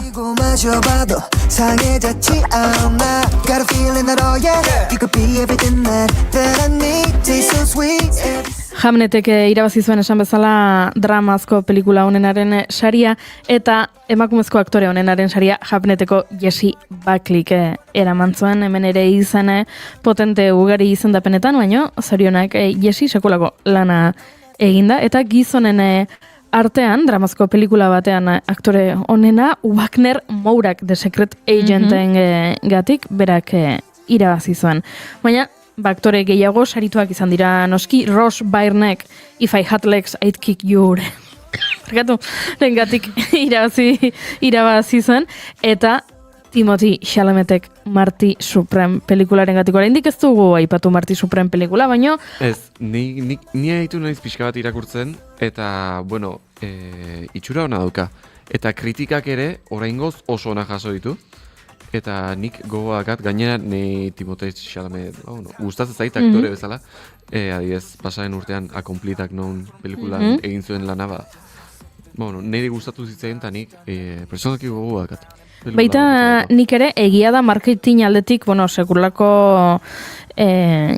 indarra egin dutela eta esfortzu ekonomikoa eta ari direla marketing aldetik esan bezala, bueno, ondo saldu dutela pelikula, baina nik ikusi nahi dut eta esan bezala saria Timotik irabazi du eta gustatu zitzaidan bere igozenean, badakizue, diskurtsoa dukiten dutela batzuk prestatuta, besteek ez, batzuk luzatzen dira, beste batzuk laburragoak izaten dira, eta Timotei Chalametek esan zuen, bueno, berak ekarri nahi zuela lehen lerrora eskertuta egotearen sentsazio hori, ez? Bera oso eskertuta zegoela eta egiten duela esfortzu bat, sentsazio hori elikatzeko eta kontziente izateko bizitzan dituen gauza honetaz, ze aipatu zuen aurreko urteetan izendapenak lortu dituela eta saririk ez duela eraman etxera, eta albidetu diona etxera triste ez joatea izan dela, eskertuta sentitzen zelako, eta aurreko urteetan ez duela irabazi, baina hala ere, ohore bat dela berarentzat han egotea, eta lan egita horrelako aktoreekin, eta horrek eman diola nolabaiteko indarra, baina aipatzen zen baita ere, egia dela orain berarentzat denak zentzu gehiago hartzen zuela, ez? Ja behin saria lortuta, aurreko urteetako ez dakit, galtze horiek ez direla hain galera. Birds don't just fly, they fall down and get up. Zuzendaritza onena Paul Thomas Andersonek jaso zuen One Battle After Anotherrengatik, eta baita gidoi onenarena pelikula beraren gatik. Musikaz aritu gara, bestietaz aritu gara, baina ipatu nahi nizuen telebista baita ere, ze Oscar sariek soilik pelikulak saritzen dituzte, eta Aurrezko Globoek pelikulak, telesaiak, eta esan bezala urten lehenengo aldiz podcastak, eta telesaietan The Pit telesaia arrakasta izan du, ospitale batean bueltan gertatzen da. Beti dira arrakastatxoak horrelako telesaiak, ez? Ospitaleak, poliziakoak. Greyren anatomia, horrelakoak, edukitzen dute arrakasta, eta oraingoan depitek ere, sekulako arrakasta, The Studio Apple TV, uste dute, aipatu genuen puri-purianen, berak ere irabazi zuen, eta nolez, June, hemen ere asmatu zenuen, zezuk Adolescence ekarri zenuen, eta telesail labur onenaren saria Adolescentzek eramandu ez zenuen zuk ekarri? Imanolek ekarriko zenuen, pentsatzen nuen, nik ikusi nuela, baina Imanolek ekarri zuela, esango nuke Imanolek ekarri zuela, baina telesaia ona dela eta pixka bat gorputz txarrarekin uzten zaituela, beraz ondo egindako telesailua da. Sari ugari eta denak ezin izango ditugu aipatu, baina Adolescence gogoan izango duzue, telesail laburra hau Netflixeko uste dute dela, bera, oinarritzen dela badagoela mutil gazte bat, eta mutil gazte horrek egin duela zerbait, susmo hori dagoela, eta, bere inguruak nola erreakzionatzen duen, eta, horrelako kontutxoak lantzen dituela oso eta, batez ere azpimarragarria izan zen grabatzeko modua ere, ez? Hori da. Dena plano sekuentzia batean grabatuta dagoenaren sentsazioa egiten duen, grabatuta dagoen telesail bat dela, eta esango nuke umeak ez duela inoiz lehenago ezer grabatu, ez? Uste dut bere lehenaldia zela. Bere lehenengoa zela, eta denak baita grabatzen ari zirenak ere harrituta zeudela ze ondo egiten zuen, eta esan beldur pixka baten baten zidan umea ikusteak egia. Beraiek, segulako arrakasta izan du, Stephen Grahamek irabazi zuen Adolescentzen gatik, emakumen artean Erin Dohertyk baita ere, taldeko aktoren artean Owen Cooperrek. Baita ere denak Adolescentze telesailekoak, eraz? Pozpozik amaituko zuten gaua ziurrenik, baina aipatu nahi nuen nik podcastarena zebitxe iruditu zait nola gehitu duten kategoria hau, ez da existitu orain arte, eta, podcastak iritsi zirenean, ez dakit, nik uste dut Hollywooden behintzat ez zuela inork pentsatu, gau eta Hollywoodeko izarran dien gau batean podcasten inguruan arituko zirela, ez da? Baina gehitu dute kategoria hau, eta antxe egon dira hainbat izendatu, eta azkenean irabazi du Good Hang with Amy Poehler podcastak. Amy Poehler aktorea da, gehien bat umorea egiten ezagutu dugu, Parks and Recreationen, Saturday Night Live-en, pelikula eta telesail ugari egin ditu beti komedia girotik gehien bat, eta berak podcast bat badu, elkarrizketatzen ditu aktore ospetsuak. Gehien bat aktoreak, baina pertsona ospetsuak elkarrizketatzen ditu, eta berak irabazi du podcast onenaren saria. Bitxia iruditu zait, nola lekutxo bat egin dioten formatu honi sari hauetan. Horrek esan nahi du, indarra badutela. Baina nire ustez agian podcastak gehiago funtzionatuko luke Grammy sari batzuetan edo. Nik ere. Musika sarietan. Zenik hemen ikusten dut pixkat, ondo, baina... Lekuzkanpo agian. Hori da, lekuzkanpo ikusten dut. Zinema eta serien arten, eta nik gehiago ikusten dut, Grammy batzuetan, MTV Awards batzuetan, edo bizalako audiozko Arrazoi. sari batzuetan. Baliteke, niri ere bitxia egin zitzaidan, iruditu zitzaidan pixka bat arrara, baina egia da urrezko globoek ere, saritzen dituzela nolabait,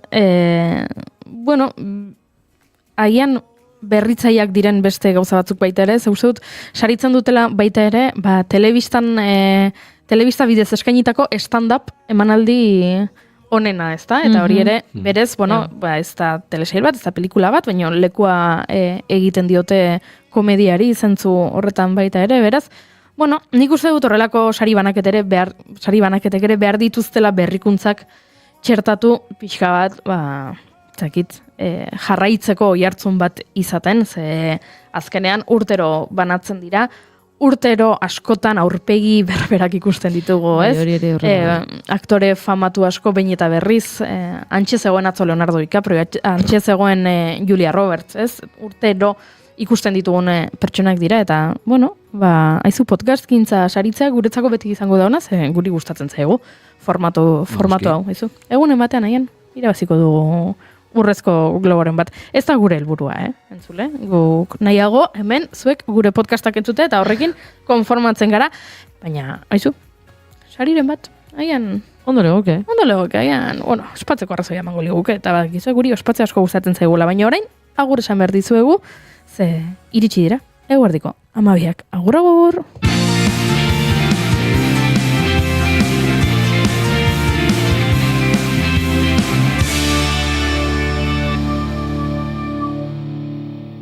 Keep calm and bigarren kafea.